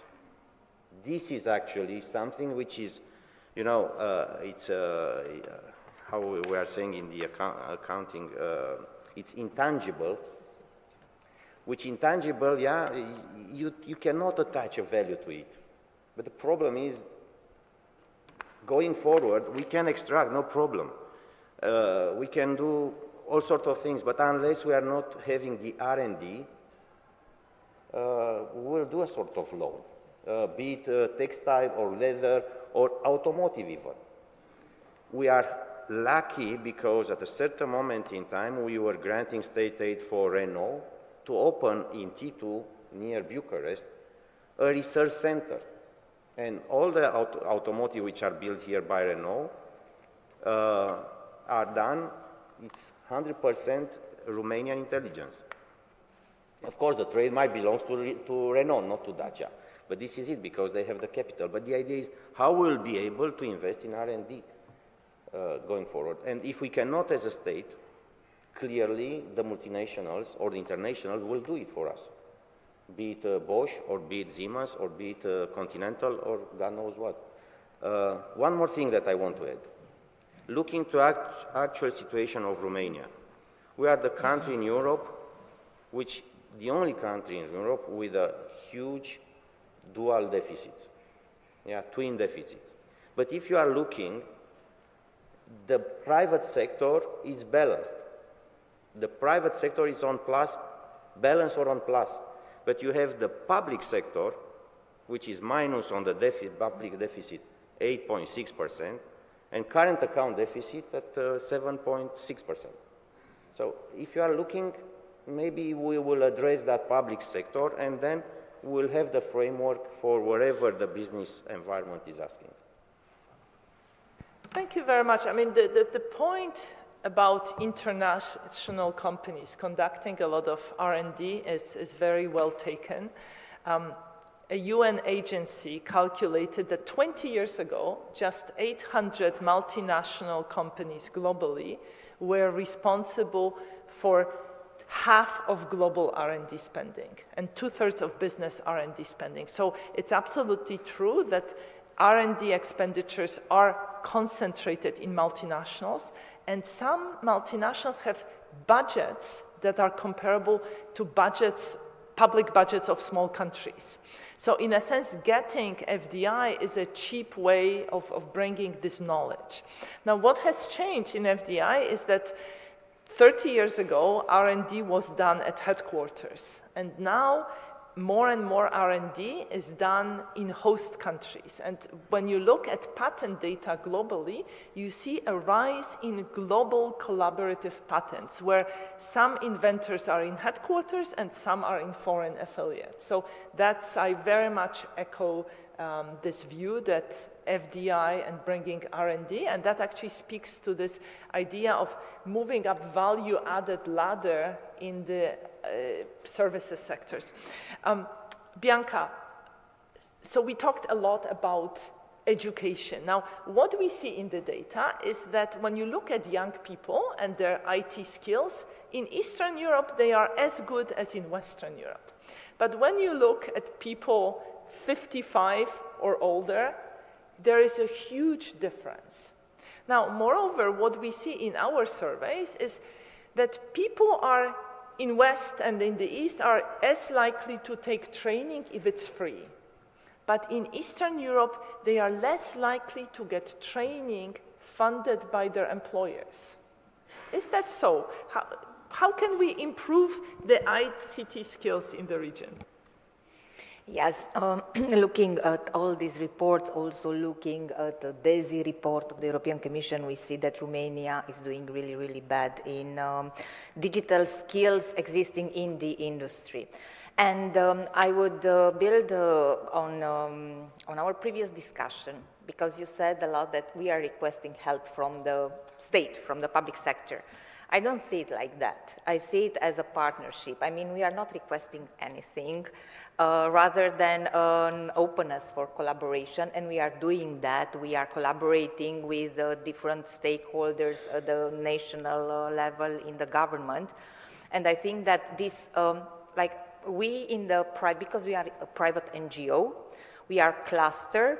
We are mentioned in the Romanian industrial report as being essential for making the things happen in our fields of action, but there is no cluster support policy in Romania. So we are getting also the money for getting the resources necessary to make the things happen. This was only a parenthesis. But what I wanted to say is that we are looking in this type of cross-sectoral collaboration in the NGO cluster sector for digital transformation, which of course includes digital skills. At the European level, we are part of the Pact for Skills. And not only us, there are several NGOs also. I don't know how are they being funded. I only speak for ourselves. But what I wanted to say is that we are looking very careful at the EU policies and how could those be translated and could be put on the benefit of the Romanian beneficiaries and SMEs, but also trying to put our perspective in EU policies, including digital skills and so on. So we are part of different EU working groups. I want to give you the example of the digital innovation hubs, because this is a concept supported by the European Commission, also co-funded by the Romanian government. And these digital innovation hubs, there are 7 of them at the European level in Romania. And one important pillar they are dealing with is the digital skills part. Because like Mr. Erbashu said, okay, we have these solutions, we have this software available, which is very expensive. But of course, we are having the structural funding, the recovery and resilience plans, and so on. But it doesn't matter if you are having access to it if you do not also train your people to use it. So I think because we are looking at the manufacturing sector also mentioned as being a priority in the industrial report of Romania, Industry 4.0 also needs high-skilled workforce. So the upskilling of the workforce is of utmost importance. And my call to action, so to say, because this need it's evident. I mean, I don't like to speak about what the universities should do or what other stakeholders should do. I'm speaking about what we are capable to do, and we are offering our capacities and capabilities to all those involved. And of course, I think we should better use and we should coordinate all these available funding from POCIDIF, from the structural funding, from the social fund, from the regional level, because it's not anymore a lack of money, but I think that we could do it in a more smarter way, also using EBRD, and we are having several projects analyzing the IT sector and IT needs. And I think that, like I previously said in my intervention, we have all the necessary pieces in place. I mean, we do not miss. We have the talent, we have the knowledge, we have the willingness, we have the stakeholders ready to put together all these resources, but we have to have a more sustainable dialogue with concrete actions in place, because we are doing this daily, looking at the IT market, but also looking at the need of the manufacturing sector, for example, we as Transylvania Digital Innovation Hub. And we can contribute. I mean, it's not a matter of planning, it's not a matter of waiting for something to happen, only to align all these opportunities, all these resources at the national, regional, local level. Perfect, thank you very much. I will come to the construction sector, but let me just give a heads up to our panelists. We'll have time for parting message. 30 seconds, and I really mean 30 seconds. What's the message you would like to leave our audience with? So why don't you think about this while I go to Cristian Erbashu and ask about your take on regulation. You know, in Europe, we talk about tsunami of regulation that has swept through the continent, and while each piece is well-meaning, the sheer number of all the regulations mean that the reporting burden is very high, particularly for smaller firms. And then maybe you could also comment on education. So we talk about skills and education. What would you like to see in this space? All this that comes from EU affect very much Romania, especially in the construction field. On one side, because in this moment Romania it's in a very good period, because we have a lot to develop in Romania, and constructors are involved in this development of Romania. On the other side, we don't have, like I said before, we don't have enough skilled people, and let's say people to become skilled. It's very difficult because the young people left from Romania, and we work in construction in many cases with, let's say, middle-aged people or old people. And they are not so open to learn, to be trained again. IT, it's not becomes from year to year very well implemented in all domains.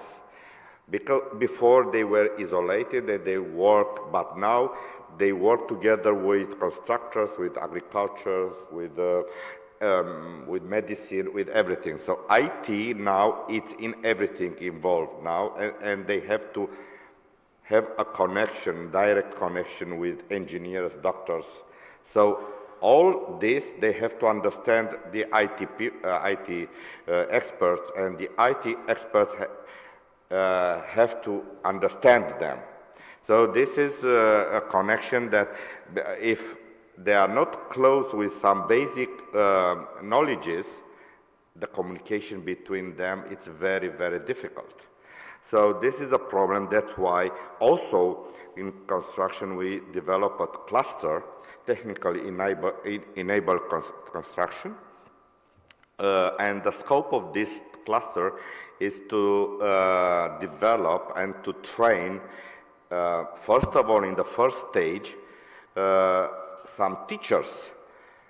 Because we need some 1,000, 2,000 teachers to learn the workers, the engineers, and other people, to learn them to work in digital way.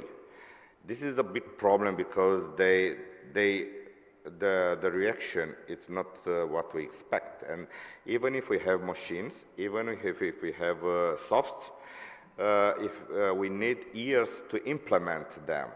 It said before that big companies have capital to develop in this way, on this direction.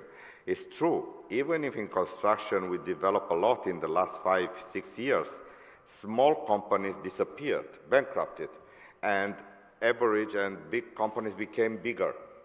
This is the way because of the technology, the implementation of the technology. Thank you very much. So we are standing between the audience and coffee. So really fast, parting message. The message I would like to give to all the audience and to you is that Romania is a country you should seriously consider to invest in, and all the investors. And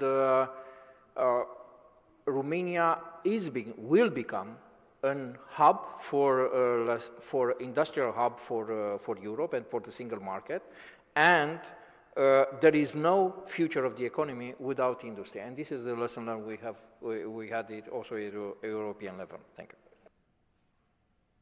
you. Being brief, the largest 10 universities in the US are having the R&D budget larger than the budget of Germany for R&D. This is one thing. The second thing that I want to leave the audience is deregulate as much as possible and create a simple and easy to understand framework in order the competition to be present, no matter the nationality of the capital. And if I understood you correctly, the policies are being made in order for the laggards to fail. This is what you meant? We need to allow firms that cannot become competitive fail. Exactly. Because, and it was one of the mention, I don't remember who said it, you know, capitalism without insolvency, it's like Christianity without the hell. So it's better to leave people going bankrupt. Otherwise, we'll not have a competitive economy. Thank you.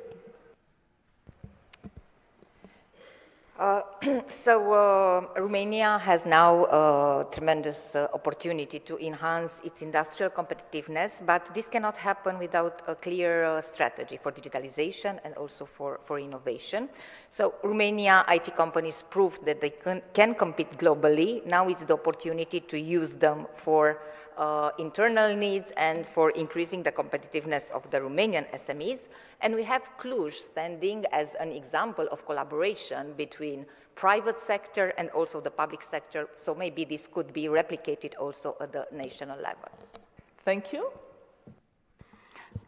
It's clear that in the last years, and I'm sure next years, that the Romanian capital opened the eyes and see that technology, digitalization, it's essential for their activity.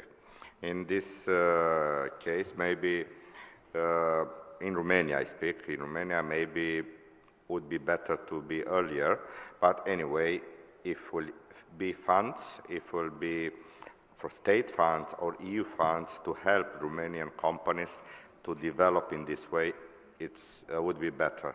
I don't know, I have to be honest, I don't know why Romanian companies, Romanian capital companies did not start it some time ago, such a way in this moment to be in a better situation. But anyway, it's still the moment, it's the moment to concentrate on this situation.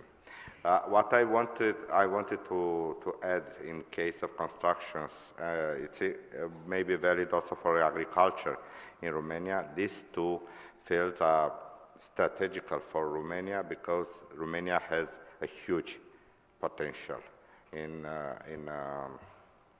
Europe.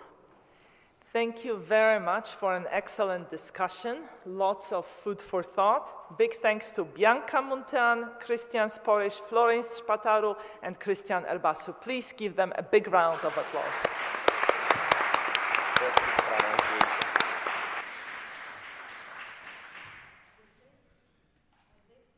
Okay. Okay. With this, we are closing the first part of today's discussion. Moving on to the coffee break. Let's meet here in 15 minutes sharp when we will discuss the corporate governance and corporate governance code together with Bucharest Stock Exchange. Please join me in saying again very big thank you to the panelists and to Beata for joining us today. A bit of an inside information. Beata will have several interviews this afternoon with the prominent journals. So those of you who will want to read the interviews, please look at the news, because I'm pretty sure that there will be more insight and more interesting information that Beata will be sharing with the Romanian business community today. Thank you.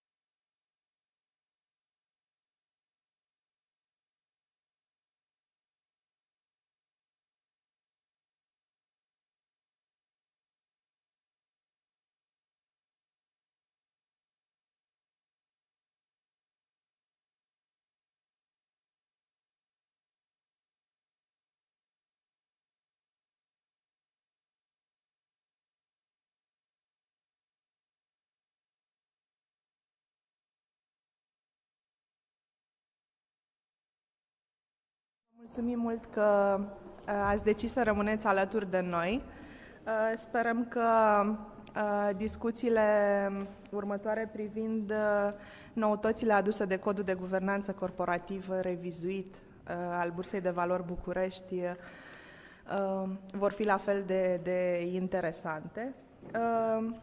În acest panel îi am alături de mine pe domnul Adrian Țuțuianu, secretarul general adjunct al Guvernului României, Tiziana Londero, Senior Policy Analyst pe zona de guvernanță corporativă în cadrul OECD, Loredana Chițu, membru în Consiliul de Administrație al Bursei de Valori București și partener pe zona de piețe de capital al Dentons România, și Pavle Juric, Senior Legal Advisor în cadrul BERD.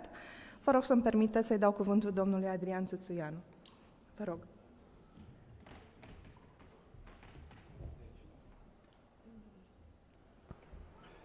Bună ziua, vă mulțumesc mult pentru invitație. Este o oportunitate pentru mine să prezint câteva dintre preocupările Guvernului României, care sigur că au legătură cu ceea ce dezbatem astăzi, Codul de Guvernanță Corporativă al Bursei de Valori de la București.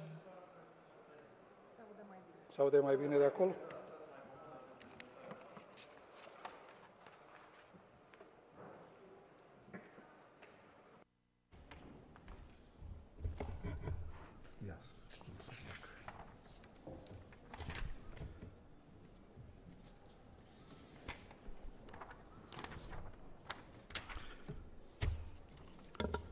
Da, reiau.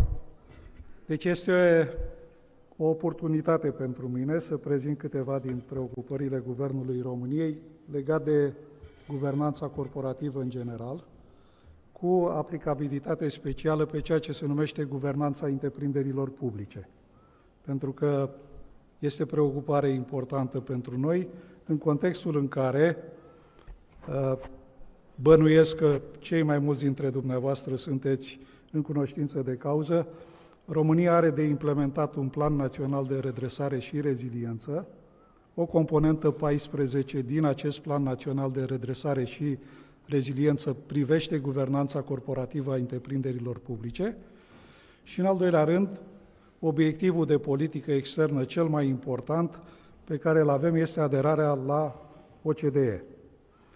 După cum cunoașteți, ne-am propus ca dată de aderare anul 2026.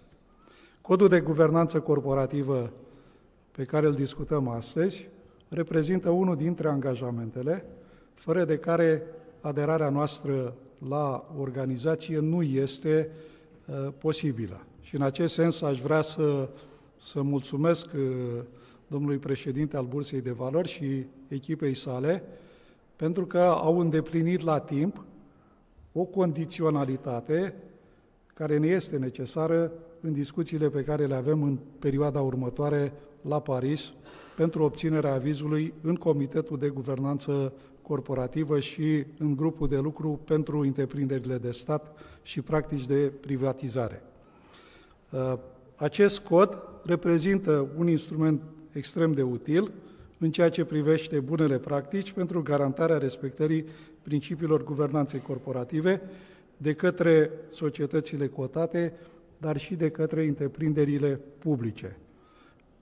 Statul român are cotate la Bursa de Valori un număr important de întreprinderi publice, iar Ordonanța de Guvern 109 pe 2011, așa cum a fost modificată prin legea 187 pe 2023, prevede că toate întreprinderile publice trebuie să aplice, chiar dacă nu sunt cotate pe piața reglementată, principiile de guvernanță corporativă prevăzute de Codul Bursei de Valori București. Din această perspectivă, aș vrea să vă aduc în atenție faptul că și pentru întreprinderile publice sunt aplicabile principiile de bază ale acestui cod, respectiv promovarea unei guvernări eficiente și a responsabilității în întreprinderile publice listate sau nelistate pe o piață reglementată, asigurarea stabilirii de standarde și așteptări de bună guvernanță corporativă. Suntem preocupați pentru întreprinderile publice să avem consilii de administrație și directori care posedă competențele și responsabilitățile necesare, abilități adecvate, experiență și obiectivitate pentru realizarea unei guvernanțe eficiente a acestor întreprinderi publice. În acest context, vă aduc în atenție faptul că au fost modificate condițiile legale pentru numirea de administratori la întreprinderile publice. Au fost stabilite proceduri de selecție pentru membrii din consiliile de administrație, consiliile de supraveghere. A fost înființată o instituție cu rol de supraveghere și control, dar și cu rol de implementare a principiilor de guvernanță corporativă, Agenția pentru monitorizarea performanței întreprinderilor publice. Sunt în curs și fac apel la toți cei care sunteți interesați și îndepliniți condițiile prevăzute de lege. Sunt în curs la acest moment peste 45 de proceduri de selecție la întreprinderi publice centrale și sunt alte câteva sute de proceduri de selecție la întreprinderile care sunt deținute de administrația publică locală, consilii județene, primării, în special primării de municipii și orașe. Avem nevoie de specialiști și ne confruntăm în piață cu o lipsă a unor lipsa sau neparticiparea unor persoane cu calificare adecvată pentru accederea în consiliile de administrație ale întreprinderilor publice. În al treilea rând, suntem preocupați de creșterea sustenabilă a întreprinderilor publice, de atingerea obiectivelor de afaceri și de existența unui sistem de management al riscurilor și control intern. Ordonanța 109, modificată prin legea 187 pe 2023, a implementat regulile de audit intern care sunt specifice piețelor reglementate pentru toate întreprinderile publice. În al patrulea rând, există o temă în societatea românească care ține de guvernanța corporativă, anume remunerarea membrilor Consiliului de Administrație. Și noi suntem într-o situație destul de delicată. Pe de o parte, regulile de guvernanță corporativă spun că trebuie să asigurăm o remunerație care să fie adecvată obiectivelor, scopurilor, nevoii de performanță a întreprinderilor publice. Pe de altă parte, dacă citim presa zilnică, veți putea observa și dumneavoastră, în general, remunerațiile mari la întreprinderile publice, indiferent că e componentă fixă sau componentă variabilă, sunt comentate negativ și există o permanentă presiune publică pentru diminuarea acestor remunerații. Și lucrul ăsta evident că nu e agreat nici de OCDE, nu este agreat nici de Comisia Europeană și eu cred că este nevoie de o remunerație adecvată pentru a spori performanța întreprinderilor publice. În al cincelea rând, relația corectă cu investitorii, cu autoritățile de reglementare și alți factori interesați, reprezintă de asemenea o preocupare pentru noi în ceea ce privește întreprinderile publice și mă refer aici în special la relația pe care aceste întreprinderi o construiesc cu investitorii și modul în care sunt respectate drepturile acționarilor minoritari în condițiile reglementate de dreptul comun, de legea 31 pe 1990, dar și de legea 24 pe 2017, respectiv Codul de Guvernanță al Bursei de Valori București. Mai este de lucru în construirea unei relații corecte cu investitorii și implicarea lor în procesul de guvernanță corporativă și, în același timp, asigurarea mecanismelor de protecție adecvate, în special aplicarea metodei votului cumulativ pentru alegerea membrilor Consiliului de Administrație. Și, în sfârșit,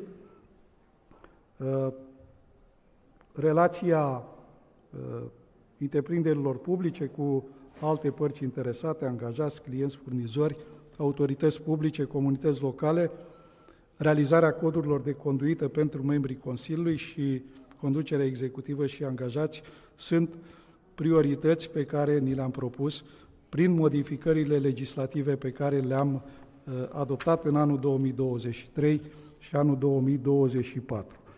Închei cu precizarea că acest cod de guvernanță corporativă este extrem de util. Este util, pe de o parte, pentru asigurarea unor condiții corecte de funcționare a întreprinderilor care sunt cotate pe piața reglementată, la Bursa de Valori din București. Este foarte important pentru procesul nostru de aderare la OCDE.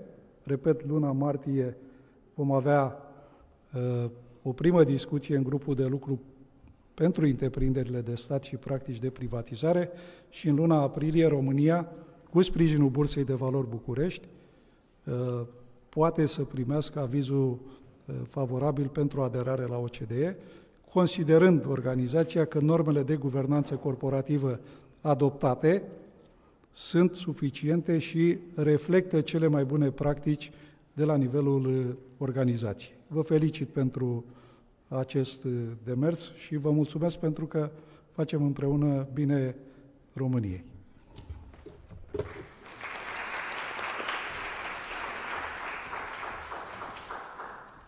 Vă mulțumim tare mult, domnule Țuțuianu. Now we have with us online Tiziana Londero, the Senior Policy Analyst in the Corporate Governance Unit of OECD. Tiziana, do you hear us well?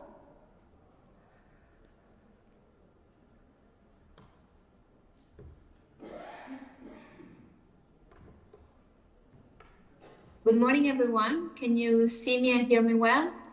Yes, very well. Okay. Thank you, Mariana. I'll share my presentation. So if you could please confirm that you can see my screen as well. Yes.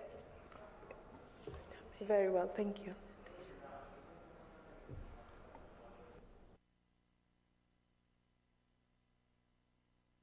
So again, good morning, everyone in Bucharest as well as online. Unfortunately, Tiziana, I'm sorry. Unfortunately, we can't see it now. It switched the screen. Sorry? We see your desktop. Oh, now it's fine. Okay. Can you see it now? Yes. Perfect. Thank you. So thank you very much for the invitation and for hosting this important event to raise awareness in corporate governance in Romania and also to promote the new corporate governance code. I hear an echo. No, not. Okay. So I'm pleased to be here, although online, but I was in Bucharest a few weeks ago, and I had the pleasure of meeting many of the stakeholders present today and some of the speakers. So thank you also for inviting the OECD to this event, as no conversation about corporate governance could be complete without referring indeed to the single global standard for corporate governance, the G20 OECD principles. So I'm glad to be here to present them today to the Romanian market and stakeholders, in particular as Romania is ongoing its accession path to the OECD, as Mr. Tutuianu has just reminded everyone. So today I will divide my presentation into two parts. So first, I will provide you a brief introduction about what the G20 OECD principles of corporate governance are, clarify to whom they are directed and what are their core priorities, in particular as they have been revised in 2023. And secondly, I will speak about the OECD Corporate Governance Factbook, which is a report, a flagship OECD report that we use to monitor the principles implementation and track evolution of corporate governance practices. And I will specifically focus on its findings related to corporate governance codes. So So what are the principles and why they are so important? The role of the principles is to help policymakers to evaluate and improve their legal, regulatory, and institutional frameworks for corporate governance. Therefore, they are designed for policymakers, and they are primarily intended, therefore, for governments and regulatory authorities. But this doesn't exclude that they are indeed valuable also for stock exchanges, companies, investors, and stakeholders that have a role in capital markets and corporate governance. Also, the principles are directed to publicly listed companies, so listed companies on the market. But as Mr. Tutuyama has indeed reminded, corporate governance and the principles recommendations have also benefits for all companies, including non-listed and state-owned enterprises or companies trading bonds. And how is this possible? Through the principles of proportionality and flexibility, something that it's recommended in the principles indeed. To date, there are 53 jurisdictions that have adhered to the principles, and they include all G20 and Financial Stability Board members, in addition to the European Union. Together, these countries represent 95% of global market capitalization. This wide means that the recommendations of the principles really reflect a true global consensus between developed and emerging economies and are shaped by the discussions and agreements of the world's leading corporate governance experts. Importantly, the principles were endorsed by the G20 for the first time in 2015 and again in 2023 following their latest revision. The principles are also one of the Financial Stability Board's key standards for sound financial systems. As we can see in the slide, the principles are based on 6 pillars that are considered the essential components of good corporate governance. And these 6 pillars correspond to the 6 chapters of the principles. We go from the first one, the basis for an effective corporate governance framework, which provides really a holistic view of corporate governance, providing recommendations on the authorities, and the overall corporate governance framework. The second, which delves into the issue of shareholder rights and the exercise of key ownership functions. The third, which has recommendations on institutional investors, stock markets, and other intermediaries. The fourth, on disclosure and transparency. The fifth, on the role of the boards. And the sixth pillar, sustainability and resilience, which is the new pillar that was added with the revision of 2023, that also incorporates the principles treatment of stakeholders. The principles have 3 core strategic objectives: promoting access to finance, innovation, and entrepreneurship, providing a framework to protect investors, and support corporate sector sustainability and resilience. I would say that these 3 core objectives are the lens under which all the recommendations of the principles should be read through. One other point that it's important to remind is that the principles, as I mentioned many times, have recommendations, so they are not mandatory. However, they do represent a binding political commitment, as the countries that adhere to these OECD legal standards commit to do their best to implement the recommendations in their own jurisdictions. At the same time, the principles are outcome-based, which means that there can be a variety of ways to implement them. So there is flexibility in how jurisdiction can apply and implement them and find the best set of laws, regulations, or voluntary commitments, or also through market practices to implement them as best in each jurisdiction.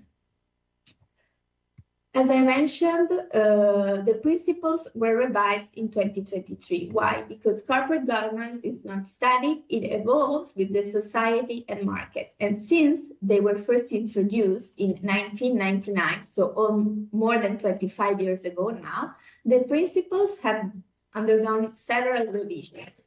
The first one in 2004, then in 2015, and the last one in 2023.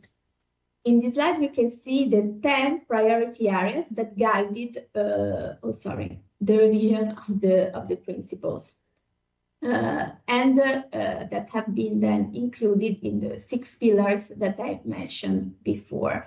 Some of the areas reflect core developments in corporate governance that have been experienced by companies and have also been reflected in Romania's own revision of the new corporate governance. And how these areas have been identified, it's also through the OECD Corporate Governance Factbook, the flagship report I mentioned and that I will speak about just now. But just to go through the areas, we can see, of course, ESG, the ESG risks, the growth of new digital technologies, corporate ownership and increased concentration, also the role of the financial corporate sectors and the rising role of debt holders, in addition to shareholders in corporate governance, executive remuneration, the role of board committees, and diversity on boards, which is also an EU directive that Romania is working to implement.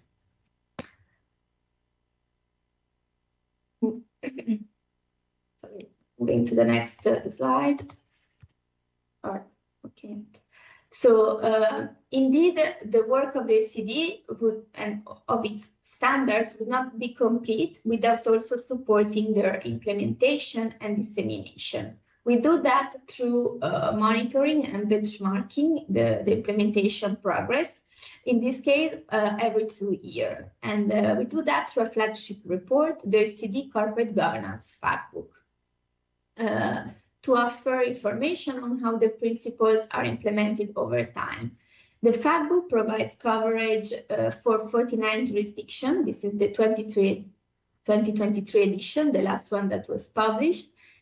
And it looks at the legal regulatory frameworks up to the end of 2022.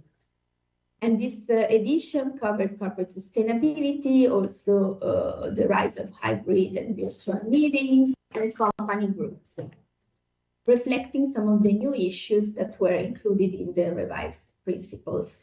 I'm happy to mention that the next edition, the one that will be published later this year, the 2025 Factbook, to be released in September, will also include Romania, along with other 51 jurisdictions. So we'll be a total of 52 jurisdictions with data as of end of 2024. As I mentioned, the principles are also a Financial Stability Board key standard and therefore are accompanied by a methodology for assessing their implementation. And this methodology is also being revised, and it's provide the basis for assessments and self-assessments on how the principles are implemented in a jurisdiction. And the 2025 update will be also published this year in March 2025. So looking now at the issue of corporate governance codes. Corporate governance codes are recognized in the principles and are indeed a new specific recommendation that has been added with the 2023 revision. And they also, the annotation under the principles have been expanded to better clarify the role of corporate governance codes. As we can see on the left part of the slide, the principle says that corporate governance codes are a complementary mechanism to support the development and evolution of companies' best practices, provided that their status is duly defined. This last part is really important because as corporate governance codes continue to have a very prominent role in many jurisdictions, as we will see just in the next slide, it is important that the companies understand what is their status. And as we see at the end, when codes and principles are used, market credibility requires that their status in terms of coverage, implementation, compliance, and sanctions is clearly specified. So if we look at Romania on the right side of the slide, the code follows the comply or explain approach. This was the case in the previous version of the code as well as the new code. And the new 2025 code does reflect the evolution of companies' best practices. So as the principles were revised, we see that new code now includes issues as sustainability, board independence, and has reflected the evolution of the company's practices. And the monitoring of the code has been better defined, given that now the Bucharest Stock Exchange, the BBB, will carry out aggregate monitoring and reporting of the company's compliance with the code.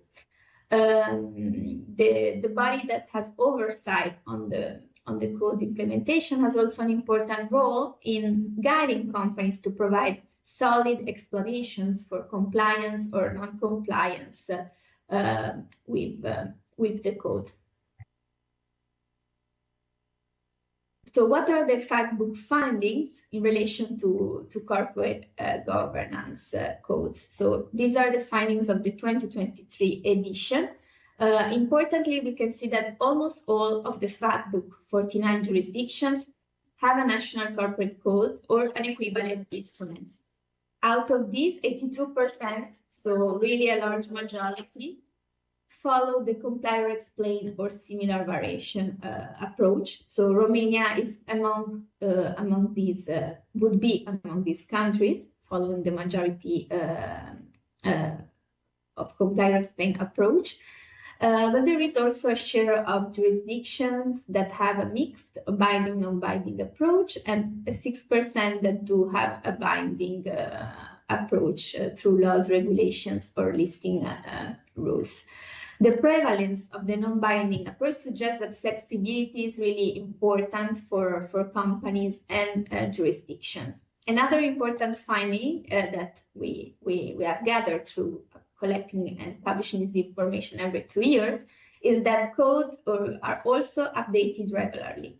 So nearly 2/3 of the jurisdictions revised the code between 2019 and 2022.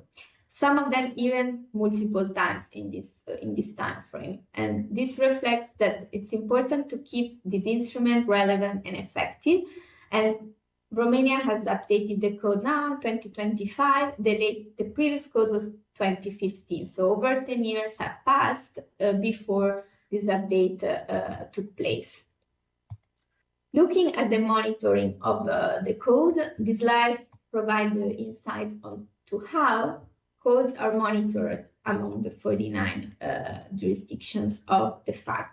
We see that there are 44 institutions in 34 jurisdictions that do have a national report that reviews listed companies' adherence to the code in the domestic market. Reports are issued by a mix of authorities or the stock exchange in 12 jurisdictions, but also private organizations have a role or mixed entities,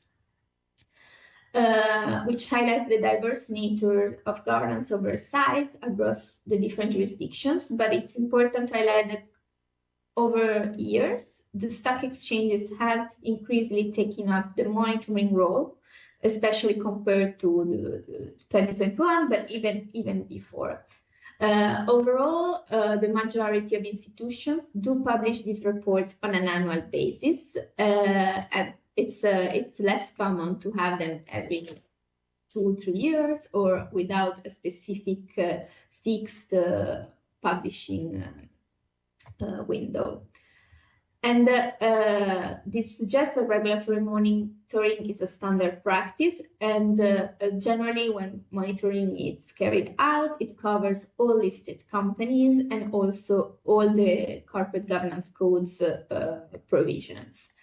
So these findings show that there is a growing commitment to corporate governance transparency across the FAC book, OECD and G20 jurisdictions, with more frequent reporting and comprehensive coverage that helps the investor community understand the compliance with the code and strengthen investor confidence and corporate responsibility. So I hope that this overview of the OECD legal standard principles, as well as the specific findings of the code, can reinforce the importance of what Romania has been doing in revising its code, in starting reporting and monitoring of the code's compliance, and now leave the floor to other colleagues to go into the specifics of the new code. Thank you very much, everyone.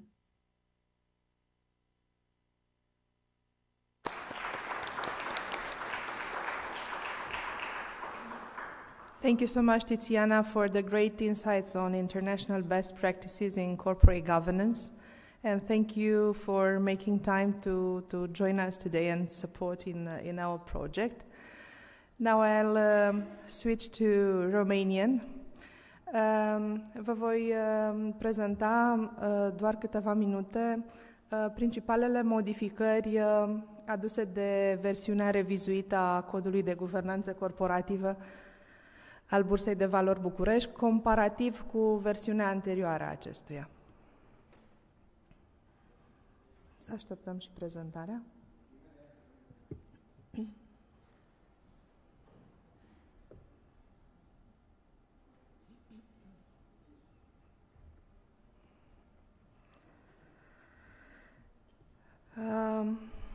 În urma consultărilor pe care am făcut-o cu stakeholderii, atât în faza de preconsultare publică, cât și în perioada de consultare publică, am obținut feedback important referitor la ce anume v-a plăcut la Codul de Guvernanță Corporativă în vigoare, ce probleme ați întâmpinat referitor la implementarea acestuia.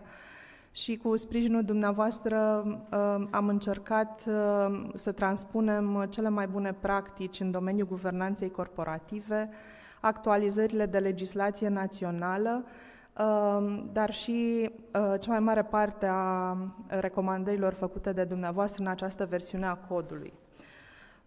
În primul rând avem câteva modificări de abordare ale codului, în sensul că față de versiunea precedentă, acesta este scris pentru o societate administrată în sistem unitar și modalitatea în care principiile și recomandările codului sunt translatate către o societate administrată în sistem dualist se regăsesc într-o anexă specială a acestui cod. De asemenea, BVB va monitoriza anual conformitatea emitenților cu recomandările Codului de Guvernanță Corporativă și va publica un raport agregat la nivel de piață reglementată privind această monitorizare. Al doilea calup de modificări sunt cele care țin de structura Codului de Guvernanță Corporativă.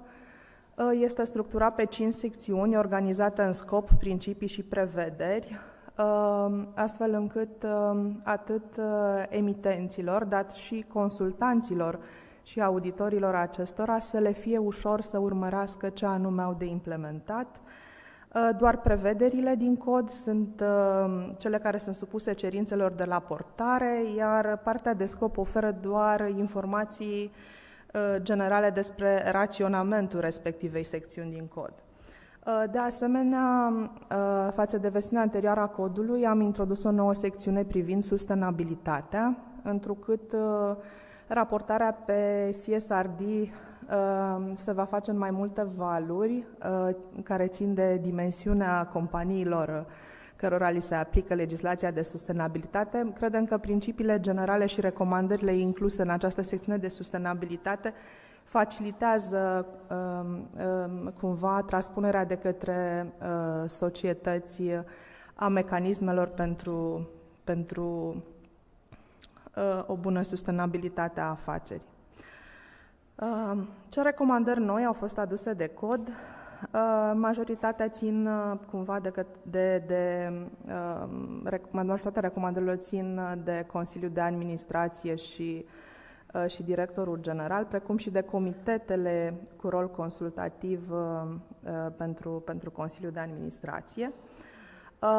Necesitatea, de exemplu, dezvoltării de către Consiliu a unui profil al Consiliului, o politică de diversitate a acestuia în linie cu directiva europeană privind diversitatea, dar și cu propunerea de prevederi din noua lege a pieței de capital care se află pe ultimii pași spre aprobare. Avem o recomandare privind introducerea unei împărțiri clare între rolurile de președinte și director general, păstrând în același timp flexibilitatea de a fi îndeplinită în continuare de aceeași persoană, tocmai pentru că avem un număr suficient de companii antreprenoriale cu acest cumul de funcții. Tot referitor la Consiliu, am întărit cumva o recomandare din versiunea anterioară a codului, cea referitor la realizarea unei evaluări a activității și performanței sale. O altă recomandare vine să sprijine noi membri de Consiliu la numire printr-un program de training, de induction, dar și pe parcursul mandatului lor în măsura în care au nevoie. Politica de whistleblowing, recomandată atât de principiile OECD, dar și de cele mai bune practici și de legislație, avem și noi legislație pe această zonă, este transpusă într-o recomandare specială în cod privind dezvoltarea și punerea la dispoziție pe site-ul unei societăți a unui mecanism de whistleblowing. Am întărit cumva prevederea din legislația națională privind remunerația membrilor de Consiliu conform politicii de remunerare a societății. Am încercat să interpretăm criteriile de independență pentru membrii de Consiliu astfel încât să completăm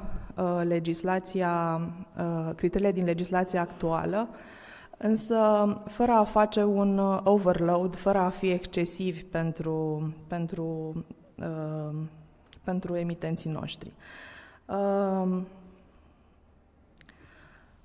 Avem o nouă abordare și referitor la funcțiile suport. Dacă până acum erau doar menționate în versiunea actuală a codului, avem câteva prevederi, bineînțeles, cu caracter de recomandare ca și codul, referitor la asigurarea suportului pentru un Consiliu de Administrație de către un secretar general din rândul experților seniori ai societății. Întărim importanța funcției de relația cu investitorii, care ar trebui să aibă acces la informațiile și strategia societății pentru a putea reprezenta la rândul ei societatea în rândul comunității de piață de capital și de investitori și de asemenea încercăm să point out funcția de risk management. Știm că o parte din societățile listate, în general cele supravegheate, au obligația înființării unui comitet de risc, dar prin noua prevedere din cod recomandăm tuturor societăților în măsura în care consideră necesar să-și facă o evaluare pe zona de riscuri. Închei aici cu principalele modificări și știu cumva că par multe modificări, însă vreau să vă spun că nu sunteți singuri în procesul de implementare. Am pregătit pentru dumneavoastră o serie de workshop-uri și întâlniri în perioada următoare. În prima săptămână din martie intenționăm să organizăm workshop-uri online pentru emitenți, investitori instituționali, mass media, consultanți și alți stakeholder cu privire la recomandările aduse de cod și implementarea acestor recomandări. în special pentru emitenți, întrucât ei sunt subiectul acestui cod. Vom avea 2 sesiuni de întâlniri one-on-one între experți seniori ai BVB și reprezentanții societăților listate pentru a discuta punctual nevoile societății respective privind interpretarea recomandărilor sau implementarea acestora. Așadar, în măsura în care aveți nevoie de noi, noi suntem alături de dumneavoastră. Iar în ianuarie anul următor, în 2026, vom organiza 2 workshop-uri tehnice, strict pe zona de monitorizare a codului, cum vom face BVB monitorizarea și cum emitenții în sine vor raporta. Iar în următoarele zile de la colegii mei de la emitenți veți primi un e-mail de informare privind toate aceste traininguri și modalitățile în care vă puteți înscrie. Vă mulțumesc frumos și în continuare colega mea Loredana Chițu, partener Denton și membru în Consiliul de Administrație, vă va puncta care e perspectiva unui membru de Consiliu asupra codului. Loredana, te rog.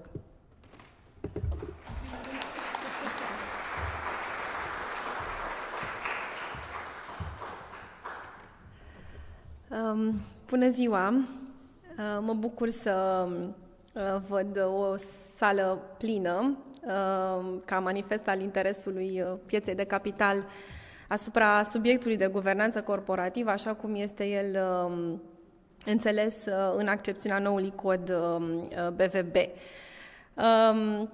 Sigur că am avut plăcerea să interacționez, cum spunea colega mea Mariana, cu acest document, alături de mulți dintre dumneavoastră, de fapt, în chiar procesul de creare al lui și în calitate de membru în Consiliul de Administrație al BVB, dar și parte din grupul de lucru, alături de colegii mei și de EBRD și consultanți. Ne-am aplecat asupra anumitor aspecte cheie ale codului. Și mi-a plăcut introducerea pe care ai făcut-o tu cu privire la cum se vede din perspectiva noastră, dar cred că mai degrabă ce ar fi util pentru dumneavoastră este, continuând ce spune Mariana, faptul că o să urmeze niște workshop-uri și niște interacțiuni și discuții despre cum să facem să respectăm noile recomandări. M-am gândit că e util să mă aplec asupra unui aspect care a fost menționat și care e unul din cele mai importante și interesante noutăți aduse de noul cod.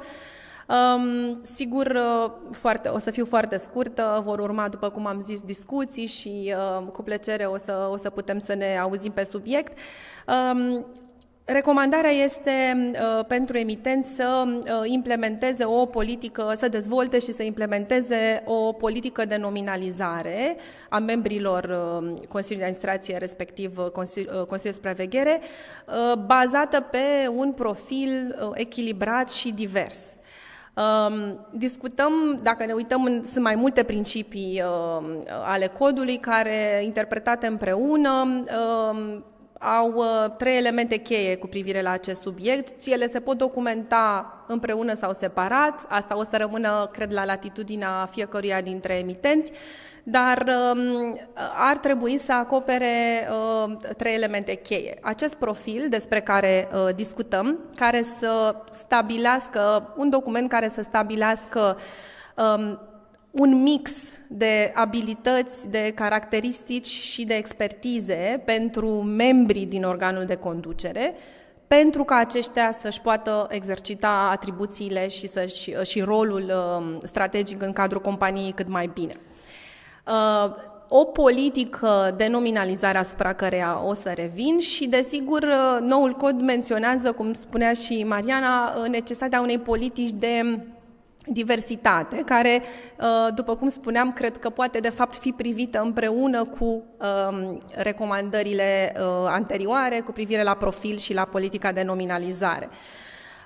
Deci ne dorim un proces transparent și riguros de selecție, de nominalizare și de alegere a membrilor, care desigur să asigure un organ colegial divers. Profilul își propune ca organul de conducere să fie alcătuit într-o manieră în care, și aici e interesant, membrii săi împreună, ca un organ colegial, să reprezinte un mixul necesar al unor criterii, câteva dintre ele listate chiar de cod, care sunt considerate esențiale din perspectiva unei guvernanțe robuste. Spun doar că unele dintre ele, pentru că la latitudinea fiecărui emitent rămâne să-și stabilească care sunt acele criterii, iar în cod sunt doar câteva recomandări. La ce ne uităm când discutăm despre candidații și membrii aleși în organele de conducere? Păi, în primul rând, cred că subiectul cel mai interesant de mulți ani la noi pe piață este independența membrilor Consiliului. Noul cod recomandă foarte clar ca minim o treime din membrii să fie independenți, iar cu privire la conceptul de independent, ca urmare a recomandărilor primite din partea OECD și discuțiilor cu piața, s-a implementat necesitatea înlăturării acelui overlap între dispozițiile legii 31 pe 1990, care conțin o definiție a administrator independent, respectiv recomandările fostului cod BVB de guvernanță corporativă. Și atunci, în implementarea acestei recomandări de a nu a mai avea poate un overlap neclar între cele două concepte, probabil că ați observat că independent în sensul BVB, noului cod de guvernanță BVB, este pentru a defini acest concept, avem o anexă care prezintă destul de clar și cred că a fost produsul felului în care am aprobat la nivel de board această modificare importantă, legea 31 și ce aduce în plus codul, pentru că față de standardul pe care îl considerăm de bază al legii societăților, codul vine cu câteva modificări suplimentare. Dar nu mai există, credem noi, acea neclaritate a felului în care le aplicăm împreună. Bun, deci independența este un criteriu important, iar verificarea lui, codul recomandă să se facă desigur de către verificarea caracterului independent al candidaților, se va face de către, sau se recomandă să se facă de către comitetul de nominalizare, pe care sunt convinsă că foarte mulți dintre emitenți deja îl au constituit oricum. Și, se va face pe baza documentelor pe care și le va stabili fiecare emitent, recomandarea fiind să se verifice pe baza unor informații declarațiile candidaților pentru a se asigura veridicitatea în măsura în care se poate a îndeplinirii acestui criteriu. Apoi diversitatea, de care discutam, că este menționată și ca o politică separată pe care emitentul ar trebui să o aibă și care credem că poate fi, din punct de vedere documentar, prinsă în același calup de documente interne, se recomandă emitenților să aibă, bineînțeles, un Consiliu de Administrație, respectiv un Consiliu de Supraveghere divers. De ce? Pentru că în felul ăsta îți asiguri o varietate de opinii care susțin în final un proces decizional robust. Diversitate însă, așa cum sunt convinsă că se discută de mult timp, nu înseamnă doar diversitate de gen, și o să discutăm la workshop-uri, e vorba de diversitate de vârstă, de naționalitate, de geografie, de expertiză, de educație, care să asigure un board echilibrat și divers. Așa cum spunea și Mariana, oricum vine peste noi o modificare a legii 24, care implementează destul de clar niște procente de participare, de exemplu, a femeilor în board, deci cred că se vor completa foarte bine cu linia pe care a trasat-o noul cod de guvernanță al BVB.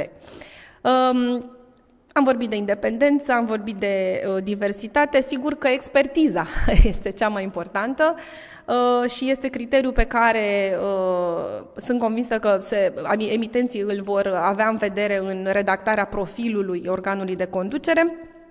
Trebuie, evident, să existe expertiză în domeniul relevant, în industria în care activează emitentul, și trebuie un pic de atenție la felul în care noul cod se combină cu dispoziții legale în vigoare, de exemplu necesitatea ca Comitetul de Audit să aibă un expert care să aibă autorizare de auditor. Deci, sunt convinsă că se va ține seama, sau recomandarea este să se ține seama și de asta. În ceea ce privește alte criterii de expertiză, sigur că, după cum spuneam, emitenții sunt liberi să stabilească ce consideră că este relevant cu privire la, nu știu, digitalizare, durabilitate, HR, leadership și așa mai departe. Needless to say că integritatea este unul din criteriile esențiale, nu mă focusez asupra lui pentru că cred că este absolut necesar pentru oricine este parte dintr-un consiliu de administrație, dar un alt element pe care îl punctează noul cod și este interesant și util și l-am văzut eu utilizat în practică în general în Europa, este conceptul de no overboarding. Prin urmare, la redactarea profilului este recomandat să se ia în considerare, cum zice nou cod, timpul pe care îl dedică fiecare membru, îl poate dedica respectivei poziții, în măsura în care în CV-ul acestuia mai sunt și alte poziții pe care le deține concomitent. Acum, dacă tot vorbim de CV-uri, trec repede și la câteva vorbe despre politica de nominalizare. Rolul ei va fi să stabilească, după cum ziceam, o procedură care să promoveze echitatea și transparența în identificarea candidaților și votarea lor.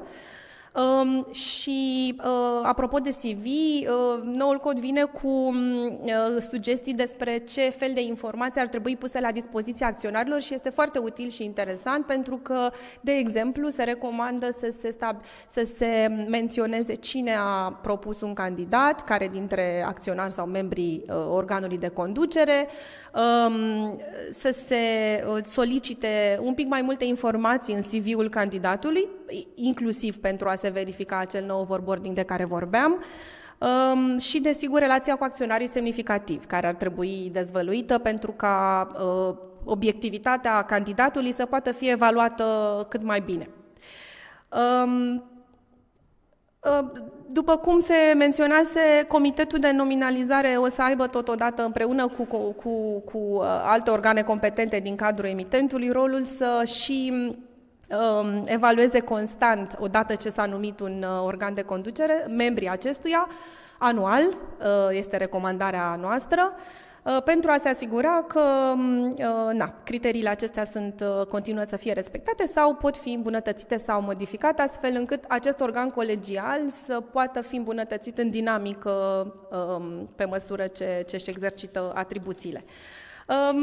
Cam atât de la mine, urmează să vedem felul în care emitenții aplică aceste recomandări și suntem desigur deschiși pentru orice discuții. Mulțumesc!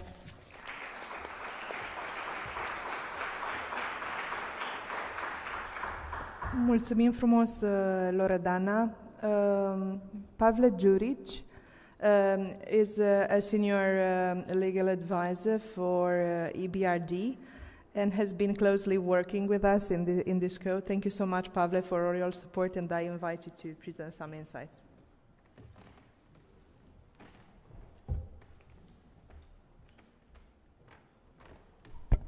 Thank you. Thank you very much, Mariana. Thank you, colleagues. It really is a great pleasure to be with you today to really mark this very important milestone.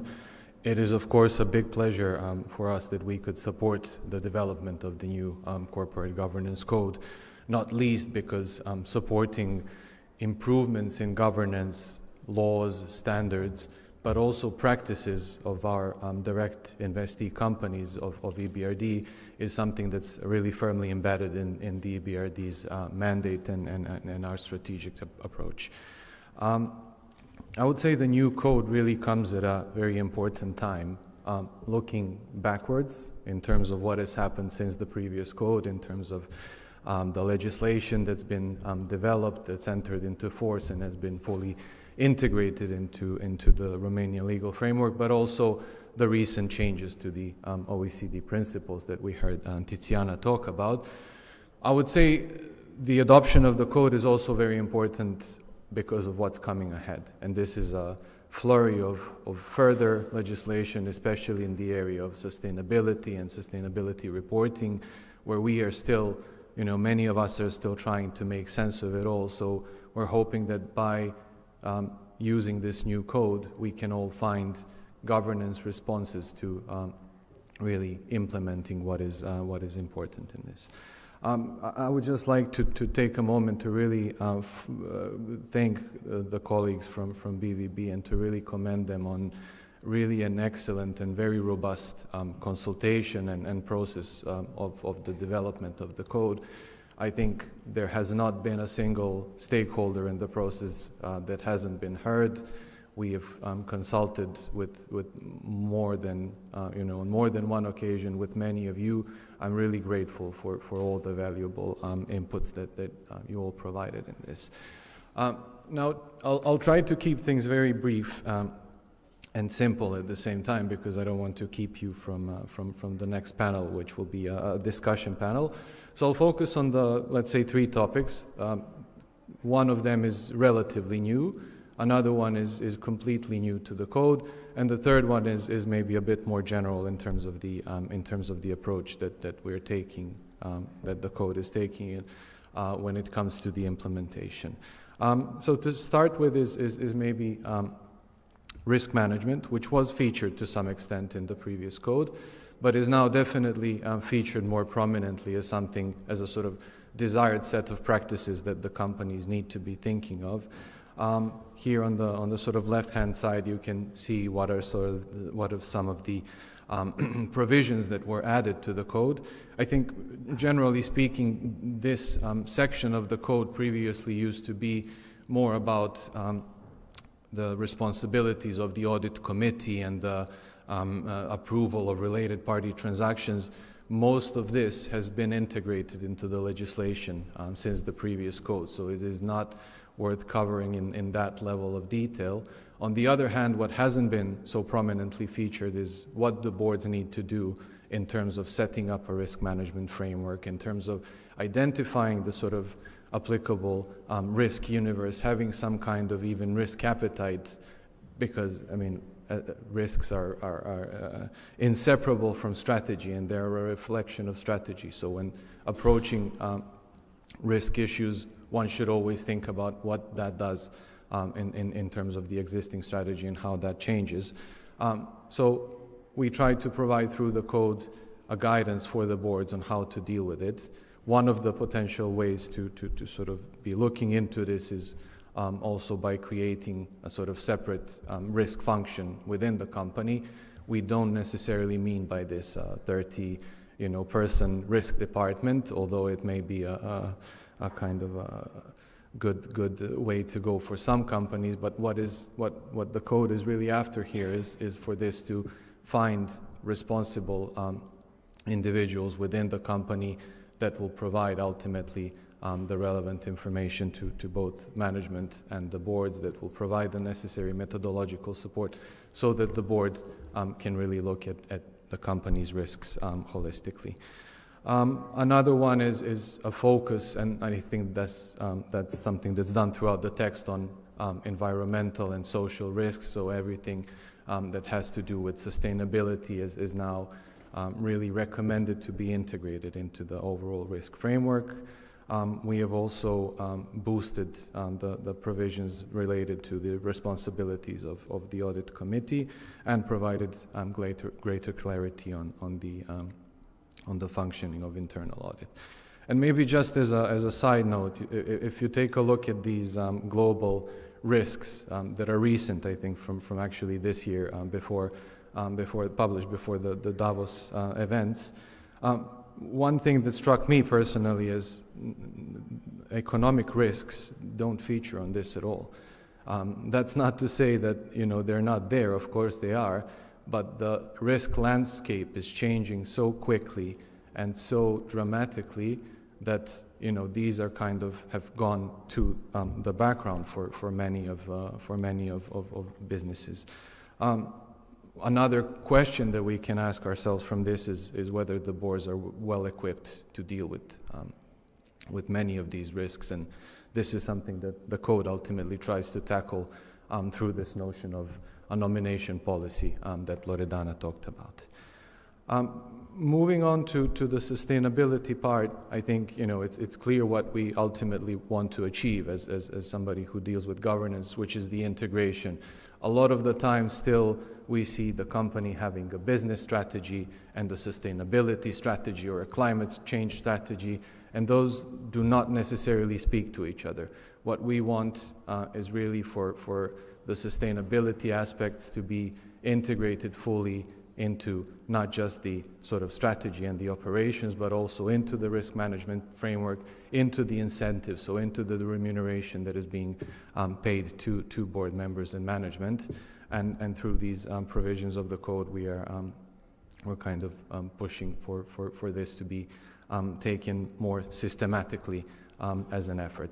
Also, we talk about the existence of having the importance of having relevant environmental and social policies that sort of set the internal authorities to deal with this, and of course providing relevant analysis to the board on these topics when the board is making decisions on them.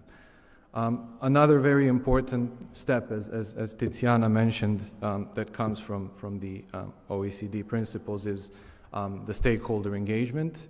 I think for the code, we left it at asking the companies to have some sort of a stakeholder identification process that will then take the discussion and kind of targeted approaches to communicating with stakeholders further.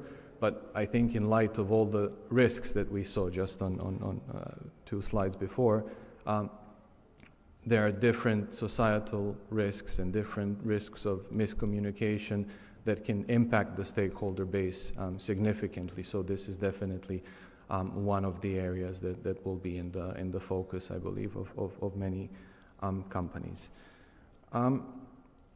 Finally, and I said I would be very brief, to maybe come back on the point of you know, common sense that Radu talked about in his opening remarks.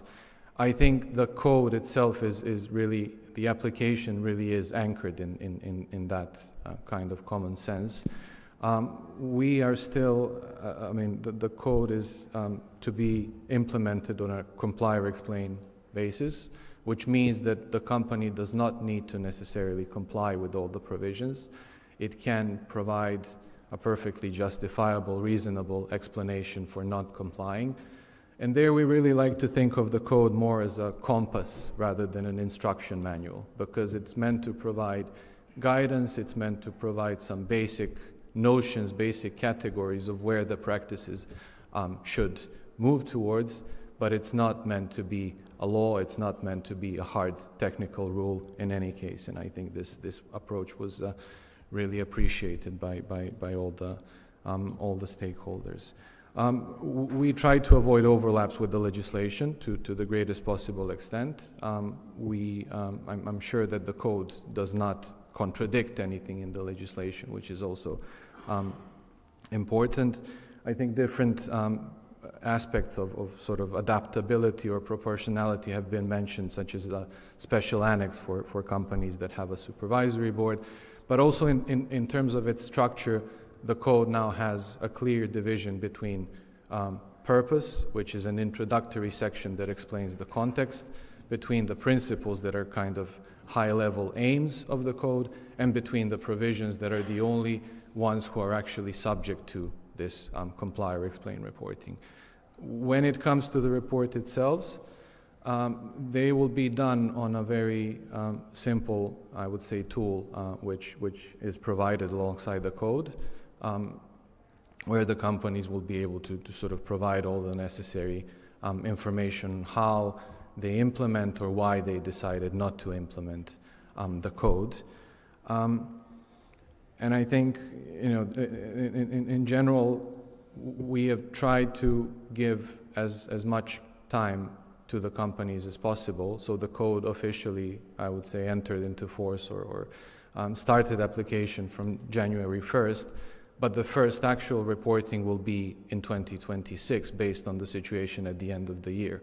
So that gives almost a full year for the companies to really go through the content of the provisions, to think about what is something they can achieve in short term, what is something that maybe they don't want to achieve at all, to discuss with their investors, of course.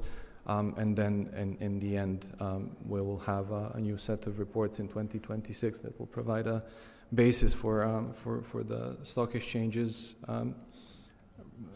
monitoring, which will be done on a sort of aggregated basis. So I'll stop here, and thank you very much again for all the cooperation. Thank you.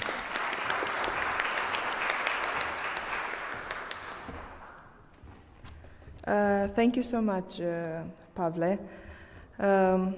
Before thanking my speaker panelists, I would like to take 2 minutes. We are already delayed on the agenda, but it's very important to thank all the institutions and organizations who has been supporting us throughout this process, and without which we would never been here with this project. I hope I just don't skip anybody. I would like to thank Dentons, este Asset Management, NN Pensii, PwC Romania, David and Bayash, Bondoc și asociații, Schonher și asociații, Duțescu și asociații, Marș România, OFA UGIR, Ambasada Sustenabilității în România, KPMG Legal, Gabriela Fiștiș de la Blueseed, Todor Legal, NNDKP, AmCham Romania, Independent Directors Association, Asociația Administratorilor de Fonduri, Asociația Română a Băncilor, Asociația Analiștilor Financiar Bancari din România, Clifford Chance, Cristina Ungureanu de la Qatar Investment Authority, Camera Auditorilor Financiar, Transgaz, Fondul Proprietatea, Philip & Company, Valeria Nistor de la Valgrin, Allianz Pensii, Professional Women Network Romania, CFA Romania, Lion Capital, Evergent Investments, Transylvania Alliance, Longshill Investment Group, Infinity Capital Investments, Romanian Business Leaders, Forvis Mazars Romania, the OECD team. Last but not least, I would like to thank again to EBRD team, Pavel Juric, Anara Liev, Lyubov Skorik, Jean-Pierre Osigna, and Victoria Zinchuk for her unwavering support throughout the process. And thank you once again to the permanent working group partners on the code, General Secretariat of the Government of Romania. Thank you so much, Mr. Tsutsuyanu, for your support and your team support. ASF, Mr. Alexandru Petrescu and Ms. Mirela Ciuvăț and her team and colleagues. AMEPIP, who is unfortunately, due to other agenda commitment, couldn't be here today with us. ARIR, with Daniela Șerban and Daniela Aldescu and their community members. And Envisia boards of Elite, Adriana Lobde, and the community of Envisia. And last but not least, David Reise from Sodali & Co. and Chris Hodge. Thank you so much, David. I know you're online and you'll have the privilege to listen to him in the closing of the conference. Thank you so much, dear speakers. And for the next panel, I invite Narcisa Opra, Capital Market Partners at Schonher and Associates, as a moderator. Thank you.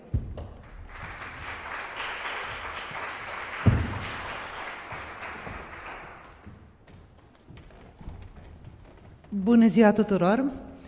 O mare plăcere să moderez acest panel, dar și o mare provocare, căci suntem deja într-o întârziere destul de mare de timp, dar ne vom strădui să nu o prorogăm la același nivel și să terminăm cât de cât aproape de ora inițială. O precizare extrem de importantă. Să știți că există o singură explicație pentru care acest panel se află poziționat altfel decât panelurile anterioare, și anume aceea că este un panel extrem de numeros. Și este extrem de numeros pentru că este foarte reprezentativ. Avem, cred eu, reunite aici perspectivele, toate perspectivele asupra codului, cred că vom izbândi să-i facem așa o evaluare la 360 de grade și acestea fiind spuse, invit pe membrii panelului alături de mine, Mirela Ciuvăț, Mirela care conduce echipa din cadrul ASF care se ocupă de reglementările aplicabile emitenților și organismelor de plasament colectiv, Adrian Tănase, CEO al Bursei de Valori București, Peter Stor, CFO și and board member Premier Energy, Daniela Maior, președinta ARIR, Adriana Lobdă, fondatoare a Envisia Boards of Elite, și Cristian Pascu, vicepreședinte Asociația Administratorilor de Fonduri.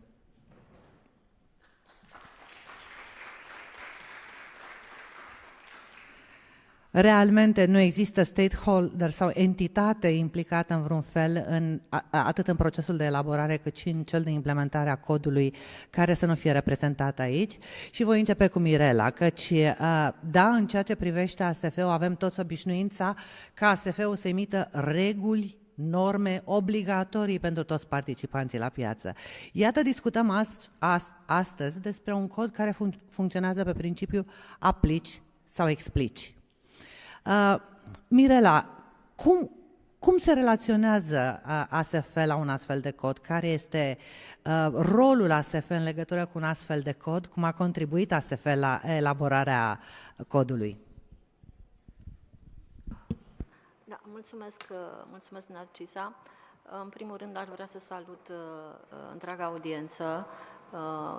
Chiar mă bucur pentru că sala este încă plină spre finalul evenimentului, pentru că este cu adevărat un prilej minunat pentru cei care au contribuit la revizuirea codului, pentru cei care vor fi implicați în aplicarea lui, să fie împreună într-un moment de sărbătoare și să punem bazele unei colaborări solide în ceea ce privește procesul de implementare a acestui cod.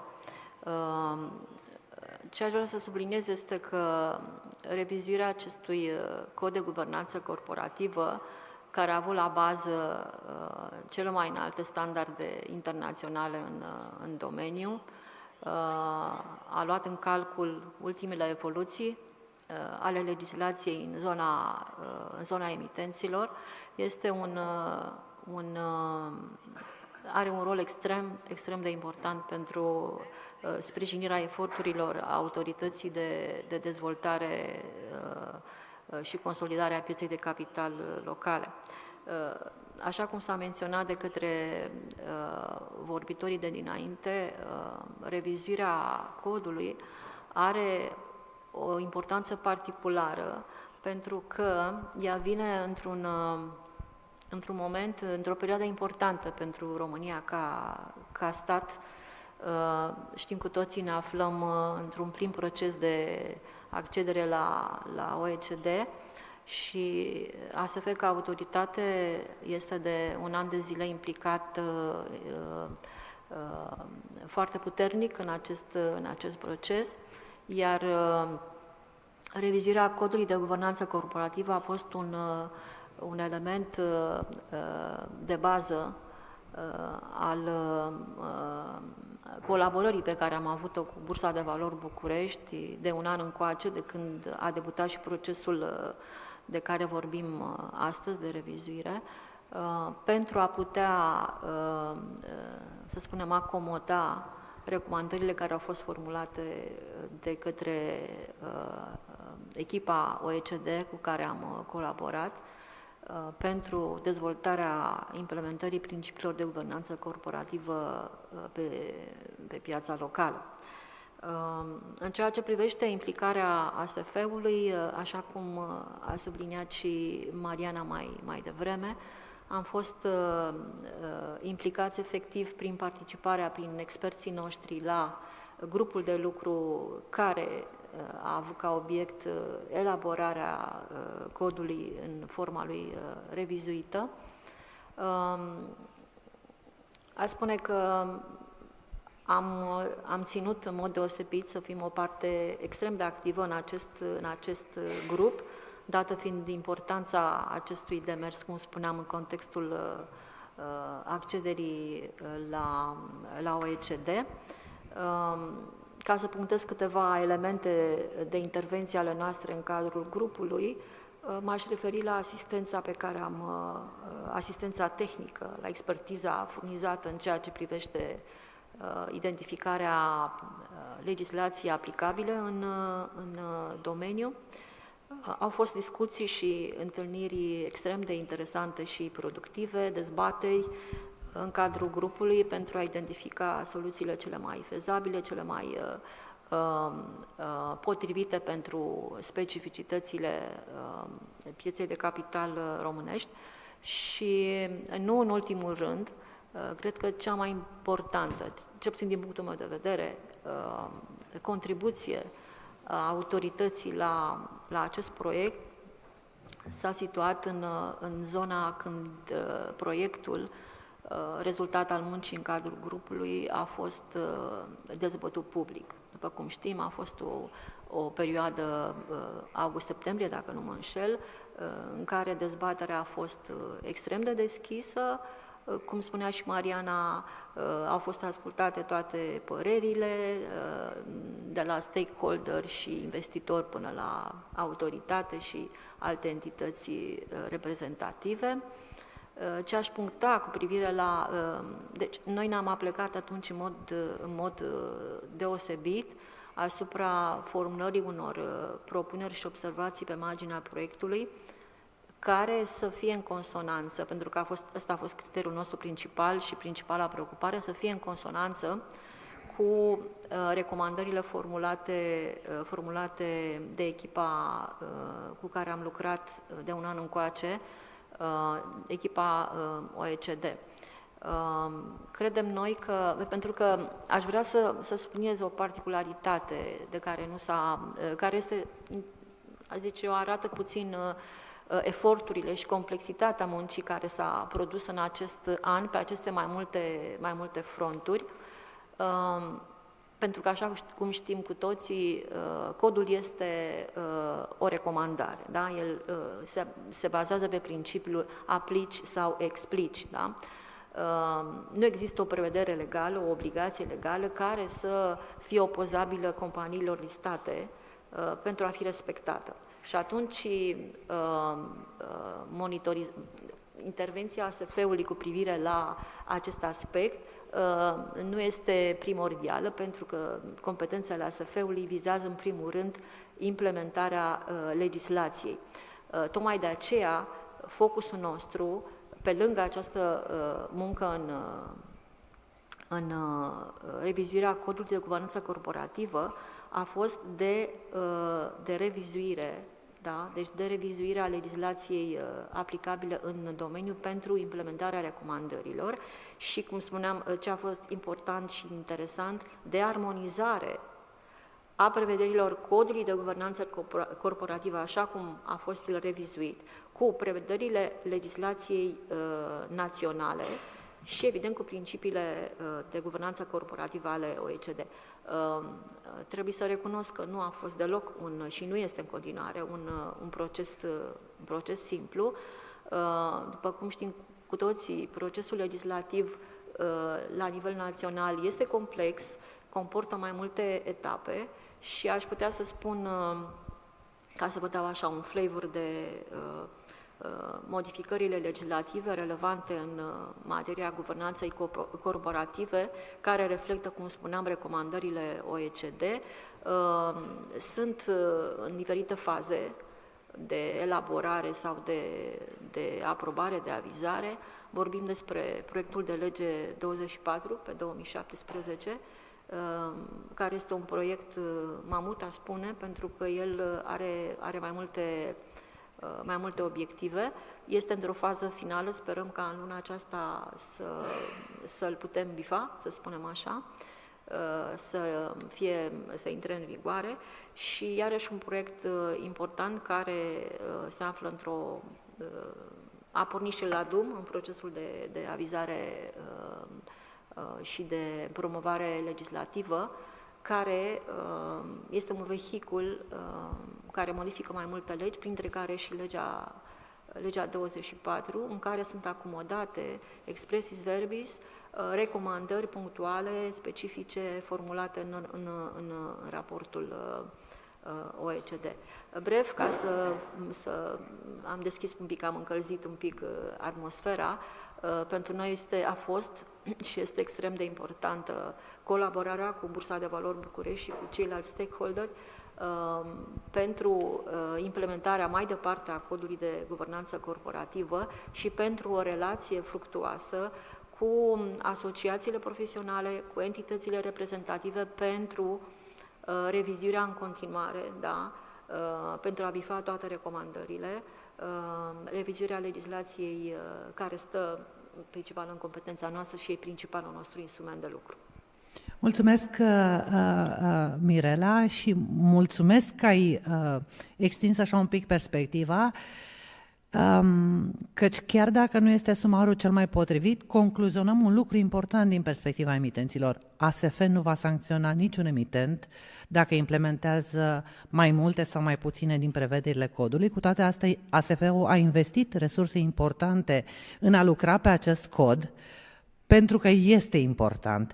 Dar înainte de a vedea, spre exemplu, de ce este important din perspectiva investitorilor, Adrian, Bursa, dincolo de faptul că este creatorul, originatorul acestui cod, dincolo de faptul că Bursa este operatorul pieței pe care se tranzacționează acțiunile emitenților care trebuie să implementeze codul, Bursa este ea însăși un emitent.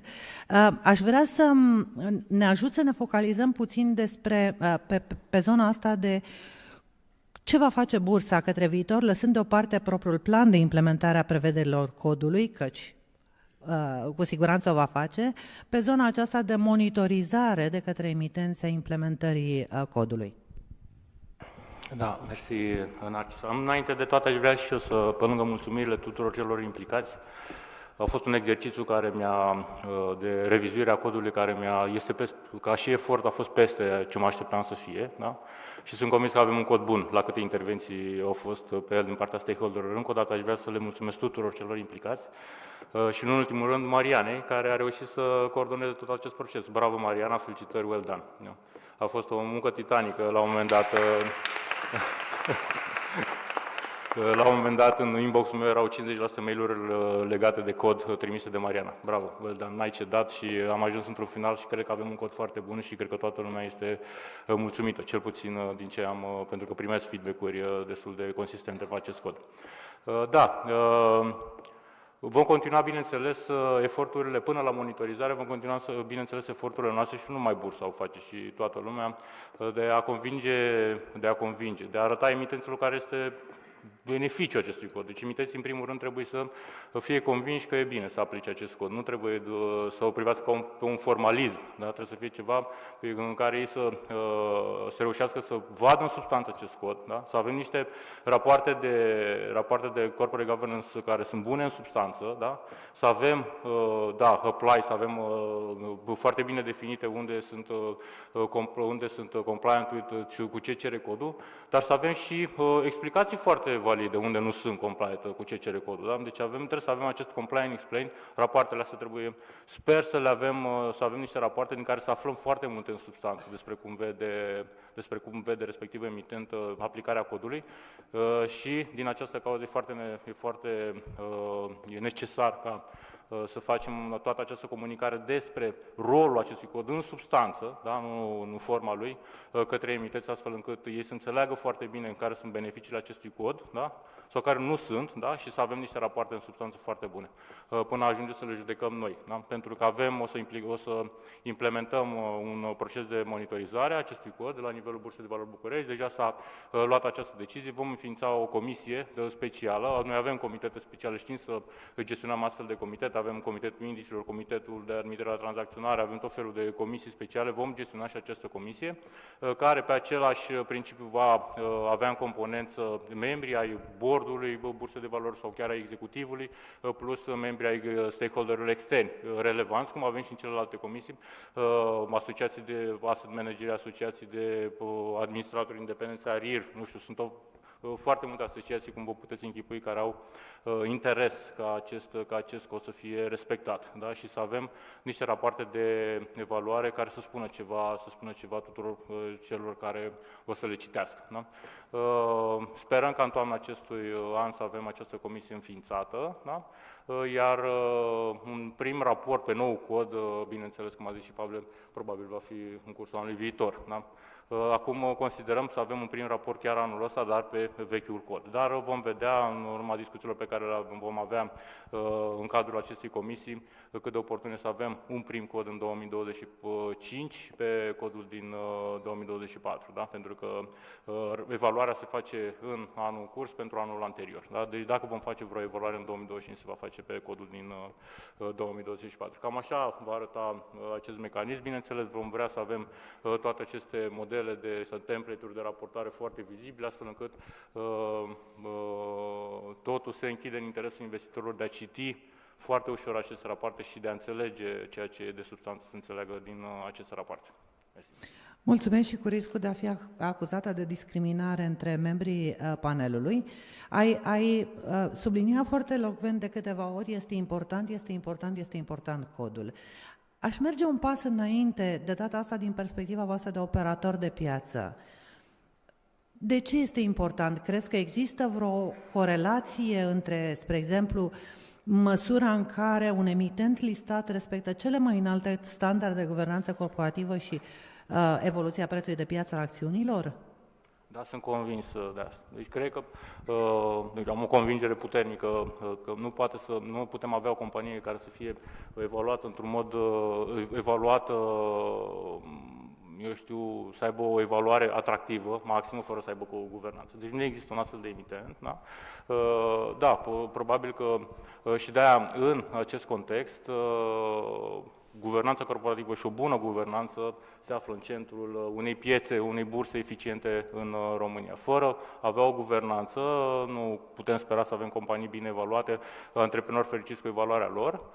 Iar până acolo, bineînțeles, există acest exercițiu de comunicare cu sell-side-ul, cu comunitatea de emitenți, da? Și cu alți stakeholderi despre ceea ce credem noi că ar fi bună guvernanță. Bineînțeles, există și alte opinii, nu avem, bursa nu are un monopol al acestor principii de guvernanță, dar am văzut că trendul este ca bursele să preia un rol din ce în ce mai important, dar sunt foarte mulți stakeholderi în piață care au propria lor viziune despre bună guvernanță. Bineînțeles, nu cred că sunt foarte multe diferențe între asta, lucrurile nu sunt atât de complicate, trebuie doar să le explicăm, să spunem ce ar fi market practice și care este rolul acelor valori pe care le promovăm în o bună funcționare a unei companii și o bună evaluare a unei companii. Noi, de fapt, vrem să accelerăm procesul de learning pe care un antreprenor sau un manager de companie îl poate avea în această direcție. Deci, ca să răspund, da, sunt convins că există o corelație de unul între buna guvernanță și buna evaluare. Mulțumesc. Te rog, Mirela. Aș vrea să nu pierd ocazia ca să fie așa o continuare organică, să întăresc cele spuse de domnul Tănase, pentru că mie mi se pare că este o relație de cauzalitate evidentă, este un lanț de cauzalitate, pentru că o guvernanță corporativă bună, solidă, oferă unei companii niște lucruri evidente. Îi conferă transparență, îi conferă o responsabilizare a persoanelor implicate în activitatea și în conducerea societății, un grad adecvat de management al riscului, crește gradul de protecție al investitorilor și al stakeholderilor în general. Toate aceste aspecte, particularități, nu pot conduce decât la o creștere a încrederii potențialului investitor, da? La creșterea lichidității pentru acea companie, da? La facilitatea finanțării, e mai facilă finanțarea pentru companie și evident că o companie fericită, cu o lichiditate bună, face o piață fericită. Da? Deci lucrurile sunt simple. Mulțumesc frumos. And now, for the benefit of Peter, I'll switch to English. Well, Peter, last year you rang the bell at the Bucharest Stock Exchange after the closing of a successful IPO. Now, beginning of the new financial year, you're being faced with a new challenge, the implementation of the revised corporate governance code of the Bucharest Stock Exchange. Do you have a plan? What's the plan? And you know, I'm also interested in learning, although we compress a bit the discussion due to the time constraints, what the listing meant for Premier Energy. Sure. Well, first of all, thank you for the invitation. It is a pleasure to be here on behalf of the entire organization. We just want to make it be very clear, as one of the newer issuers on the stock exchange, you know, we're fully committed to enhancing our corporate governance to be in full compliance with the new code. I think we were already pretty close to being in compliance. There's a few things I think we need to maybe enhance. I also want to, you know, kind of maybe add a little bit to what Adrian was saying about, you know, corporate governance being critical to having a robust, successful market, and you know, without it, you really don't have a functioning market. So we always view this this part as being very critical from the beginning. From our IPO, we've had what I would argue is a majority independent board. It is very well diversified in terms of gender, in terms of nationalities, in terms of backgrounds. I think actually 3 people would qualify from an accounting perspective. 2 of them are on the audit committee, which is 100% independent. And so, you know, we've already put many things in place, risk management functions.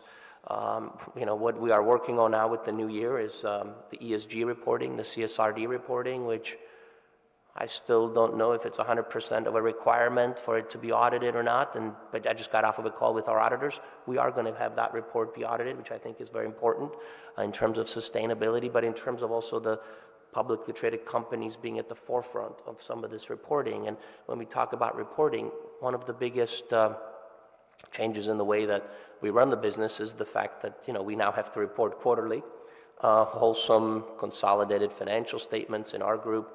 We currently have 32 entities, 30 of which we consolidate. 2 of them are under the equity method. You know, that formal consolidation in the past we would do once a year. And we would do it quarterly, just sort of kind of high level. Well, we now go through the rigorous of doing a formal consolidation. I think our reporting, we've done 2 of them now for the first half and the third quarter. You know, the reports were over 90 pages long. I think we were very transparent with what we are, you know, with the accounts, with what's happening. I think we've also been very transparent in our communication of what the business plan is, or what the strategy of the company is, and how we're delivering on that. So that is all part of what I view as sort of broader corporate governance, you know. So I think an independent board is one part of it. The communication is another part, but it's also, you know, how you're communicating with the investors. And so all of that has led to a lot more resources that have been needed. We've had to strengthen our accounting teams, our legal teams. you know, we've had to put in a new IR team, and then also just kind of go through reinvent some processes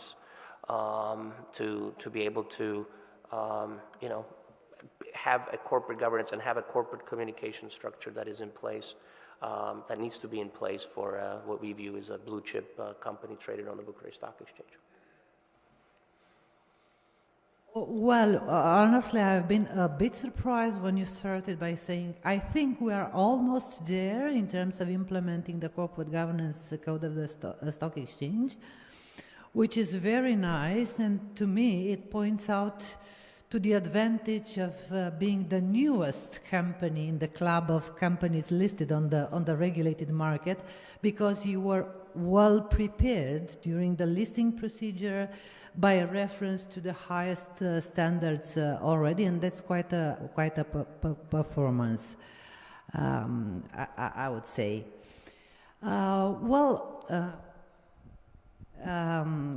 Switching to Romanian again, Daniela,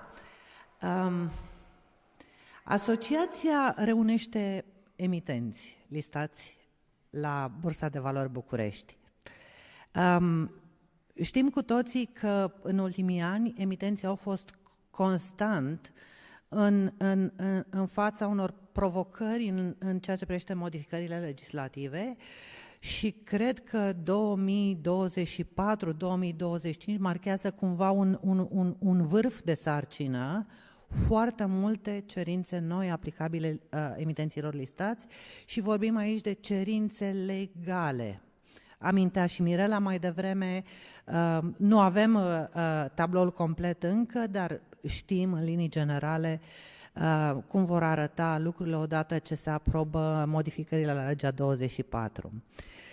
Pe lângă aceste multiple provocări de reglementare, acum emitenții au un an la dispoziție pentru a evalua unde sunt acum versus așteptările codului revizuit și pentru a se apuca de implementare astfel încât să raporteze în 2026. Cum se poziționează ARIR-ul, ce a făcut ARIR-ul în cadrul procesului și poate ne dai un pic și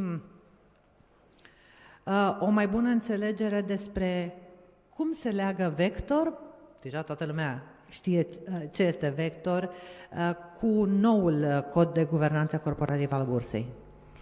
Bună ziua și mulțumesc mult, Narcisa, pentru întrebări. Noi, în calitate de asociație care întrunește emitenți listați, avem 40 de membri care acoperă peste 90% din capitalizarea pieței. Evident, salutăm noul cod al Bursei de Valori București, realizat în parteneriat cu BERD. Am făcut parte din grupul de lucru chiar de la început și, practic, toată vara cam cu asta ne-am ocupat.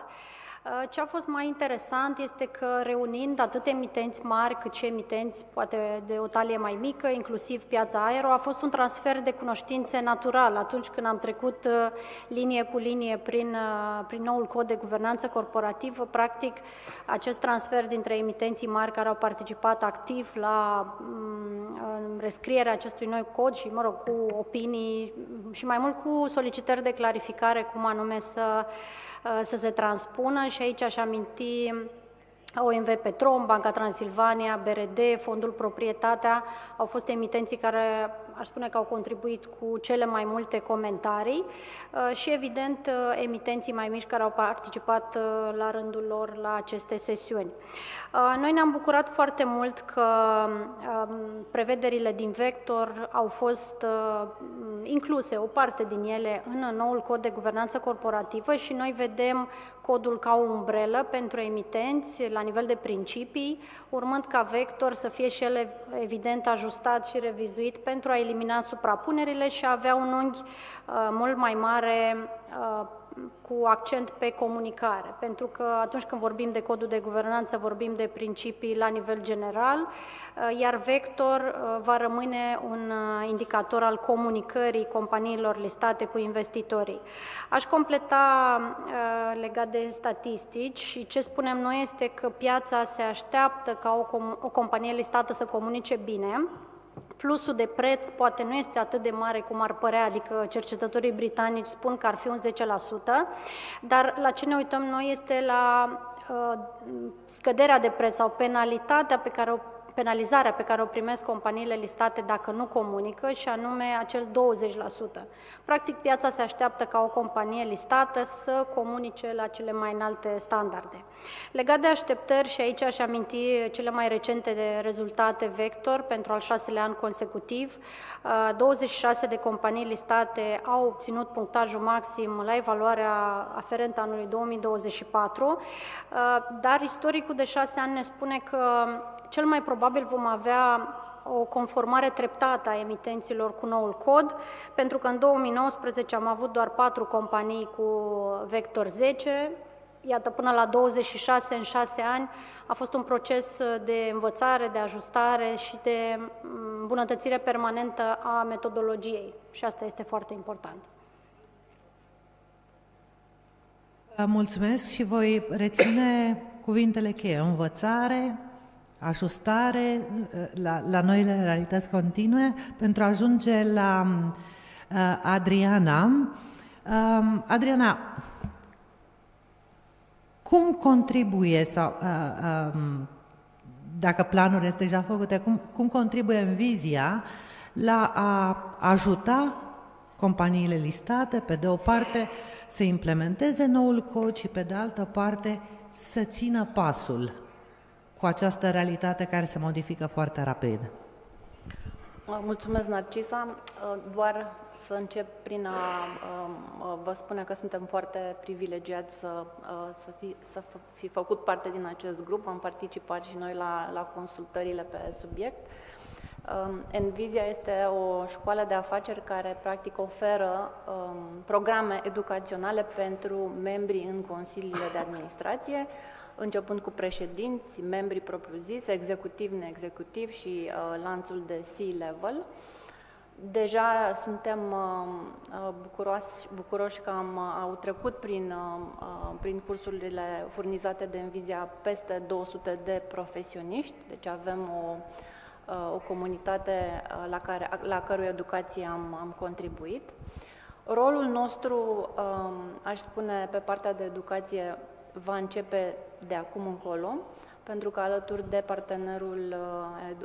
partenerul nostru Bursa de Valori vom oferi o serie de seminarii, de workshop-uri pentru diverse categorii de beneficiari ai acestui cod de guvernanță, investitori, emitenți, publicul larg, alte categorii de stakeholders, în care, pe de o parte, vom contribui la detalierea, la o cunoaștere mai profundă a acestor noțiuni, acestor concepte. Ne dorim foarte mult ca targetul să înțeleagă what's in it for me, de ce s-au făcut aceste schimbări și care este realul beneficiu. E vorba de reputație, e vorba de transparență, un acces mai bun la finanțare, care este acel beneficiu pentru mine ca și organizație. Iar pe de altă parte, și aici cred că cu toții am văzut natura schimbărilor în cod, sunt niște schimbări calitative, vorbim de independență, vorbim de evaluarea bordului, vorbim de munca pe care trebuie să o facă comitetul de nominalizare. Ne dorim să contribuim la a înțelege și a arăta cum să transformi în practică toate aceste cerințe, cum să le adaptezi organizației pe care o reprezinți. Este un demers cu bătaie lungă,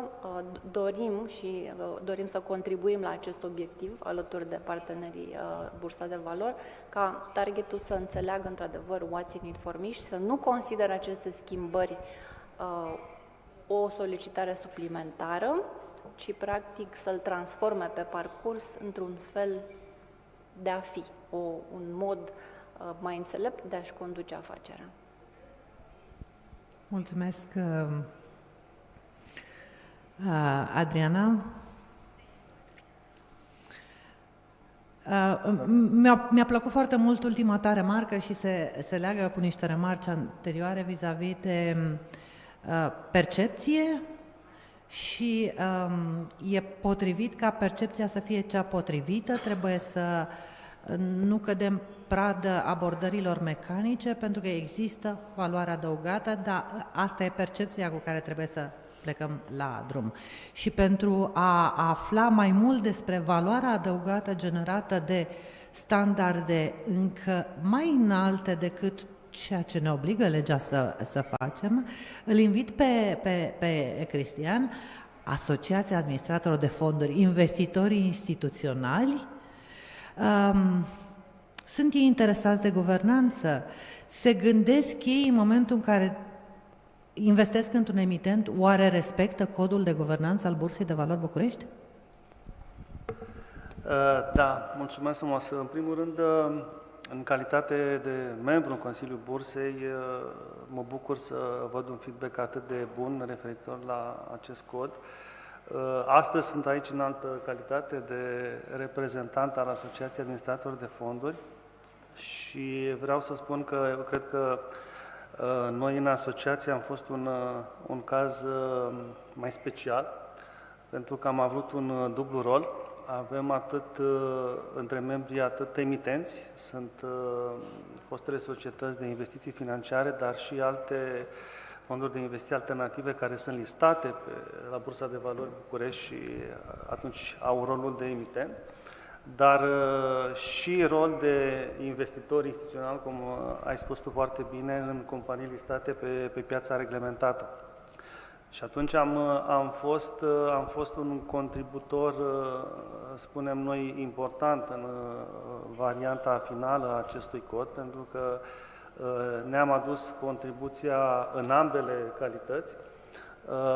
Am insistat în calitate de emitent, am insistat pe o serie de prevederi care au fost punctate și de Mariana în prezentare, aduceau cumva niște costuri adiționale și în structura de personal a unui administrator și mă refer aici la secretarul general al Consiliului, mă refer la funcția de IR, mă refer la administratorul de risc, cumva inițial erau într-o formă de obligativitate, urmare discuțiilor au rămas în stadiul pe care noi considerăm că este cel mai potrivit de recomandare, pentru că dacă în cazul nostru al administratorilor de fonduri, funcția de administrator de risc este evidentă și toate companiile o au, nu era potrivită pentru toate companiile, cum funcția de IR nu este potrivită pentru noi, dar cu siguranță este potrivită pentru alte companii și atunci ca să poți să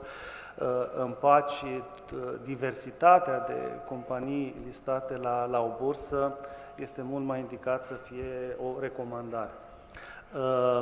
De asemenea, am venit cu niște observații legate de segregarea responsabilităților AGA versus Consiliu, eliminarea unor cerințe care țineau de segmentul de piață premium versus standard, iar în calitate de investitor în companii listate, și aici am venit cu câteva propuneri legate de transparență, de implementarea aspectelor legate de durabilitate, sustenabilitate, pentru că, pe de o parte, și noi, ca administratori, avem obligații legale de a avea în politicile noastre de investiții astfel de cerințe atunci când investim în companie și e normal ca aceste cerințe să se transpună și în codul de guvernanță care reglementează companiile listate. Ne-am uitat la politici care țin de spălarea banilor, de politici lupta împotriva corupției, terorism, comunicare și transparență, să fie mai clară, să fie la timp, să urmărească direcțiile strategice ale companiei și orice evenimente importante să fie raportate în piață. Forma în care a ajuns finală este foarte ok și pentru noi, ca administratori. Suntem mulțumiți și cu varianta finală. Eu spun că e ca în povestea culeasă de Petre Ispirescu, sarea în bucate, deși inițial a fost un pic de nemulțumire, varianta finală este una care ne face pe toți fericiți și am concluzionat că, într-adevăr, acest cod este o piatră de temelie dacă ne dorim un ecosistem corporativ competitiv. Și da, ne dorim, fiind în Uniunea Europeană, și dorim să aderăm la OCDE, să avem standarde comparabile cu celelalte piețe. Mulțumesc și mulțumesc îndeoseb pentru că ne-ai îngăduit să avem o perspectivă mai transparentă despre procesele voastre interne, care mie îmi par o demonstrație extrem de sugestivă despre importanța diversității. Da? Fie că vorbim de diversitatea la nivelul Consiliului de Administrație, fie că vorbim în cazul vostru de diversitatea categoriilor de participanți care, iată, au dus până la urmă din dezbaterea constructivă la promovarea soluțiilor potrivite. Și mi-a mai plăcut, cum ai spus, toată lumea este fericită la final, ceea ce este o indicație despre faptul că a fost un proces extrem de laborios, zona de consultare a tuturor părților interesate și mă bucur să remarc asta odată în plus. Acum, am spus la început că noi am debutat cu o foarte mare întârziere, deși, spuneam, este panelul cel mai reprezentativ. Eu mai am o grămadă de întrebări pentru paneliști, nu aș vrea însă să prorog întârzierea înregistrată în secțiunile anterioare și să întârzi pauza de prânz. De aceea aș prefera să dau prioritate acum, pentru timpul care ne-a mai rămas, întrebărilor pentru membrii panelului din partea dumneavoastră.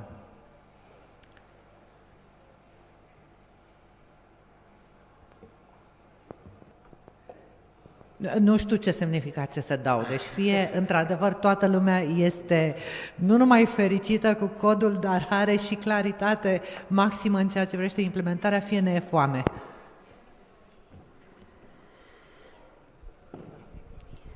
Aș vrea să întreb vis-a-vis de partea doamnei Adriana Lobda, cum se vor desfășura cursurile sau cum ne putem asigura că învățăm ce avem de făcut până anul viitor?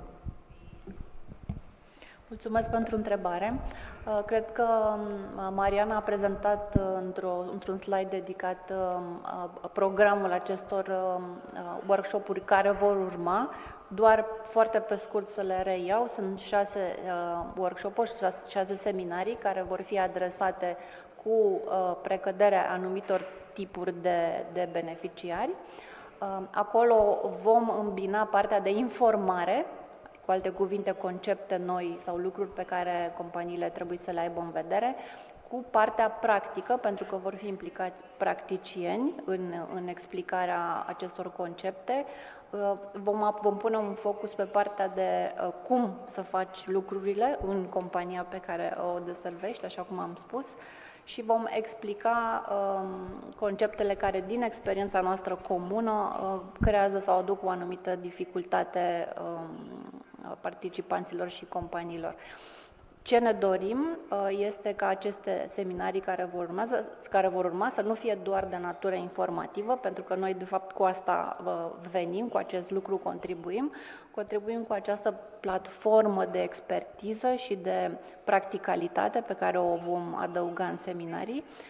Nu vom crea neapărat un câmp de dezbatere, ci vom aduce cele mai bune practici pe care le cunoaștem și prin acest lucru, practic, participanții la program vor putea să aibă un prim contact cu aceste concepte noi. Ulterior, în măsura în care va fi necesar, pentru că toată lumea învață în acest proces, nu numai destinatarii codului, vor învăța și participanții la piețe de capital și cei care se uită, evident, și așa ne dorim, acești antreprenori care se uită să acceseze piața de capital și oarecum sunt reticenți și să nu mai fie reticenți la aceste noi concepte de guvernanță. Și, de asemenea, să învățăm și noi ca practicieni și ca cei care aduc research și expertiză din mediul internațional. Deci e un proces care se va desfășura gradual în următorul an, sub coordonarea Bursei de Valori, și vom colecta feedback și da curs feedback-ul respectiv să-l îmbunătățim de la un seminar la altul. Îmi îngădui să mai reau eu o informație anterioară, pentru că am reținut asta cu ce avem de învățat pentru la anul. Anul ăsta, în 2026, în raportul anual aferent exercițiului anul ăsta, în 2025, în raportul financiar aferent exercițiului financiar 2024, emitenții vor raporta conformitatea cu prevederile vechiului cod. În 2026 vor raporta conformitatea cu prevederile codului despre care vorbim astăzi, noul cod, codul revizuit. Prin urmare, din punctul meu de vedere, 2025 este un an în care emitenții trebuie să vadă unde sunt acum versus recomandările din noul cod și să decidă cât, cum și care este graficul de implementare al noului cod. Da? Deci 2025 este un an al ajustării. Nu înseamnă că trebuie să implementate toate în 2025, nu înseamnă că nu trebuie să existe o perspectivă că poate pe unele implementezi mai târziu, sub condiția să existe niște explicații, așa cum s-a menționat, de substanță și nu formale. Și asta, întorcându-mă la ce spuneam cu mă uit unde sunt versus care sunt așteptările codului și decid ce vreau să fac acum și care este graficul de implementare, e, dacă vreți, o aplicare a ceea ce spun eu mereu, nu există guvernanța perfectă. Există un proces în evoluție, un proces care trebuie adaptat particularităților companiei, numai că singurul lucru extrem de important este capacitatea de a comunica, cum spunea și Daniela, în mod potrivit, motivele pentru care s-a considerat că o implementarea unei prevedere a codului nu este recomandabilă. Te rog, Daniela. Aș completa spunând că la unele modificări aveți nevoie de adunarea generală a acționarilor și puteți urmări deja mai mulți emitenți au convocat sau urmează să convoace adunări generale cu modificarea componențelor comisiilor sau chiar cu modificări la actul constitutiv prin care să se acomodeze aceste modificări. Unele pot fi făcute și fără AGA, dar AGA anuală cu siguranță este o astfel de ocazie pentru a nu convoca încă o AGA, poate specială, mai târziu. Știu că sunt emitenți care au și 5-6 adunări generale pe an, alții poate le fac mai rar, dar am văzut deja astfel de modificări și le puteți urmări la mai mulți emitenți. Alte întrebări?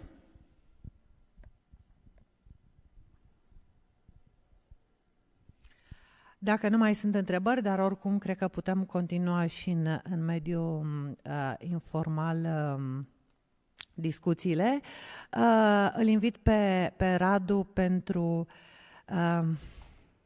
concluzii.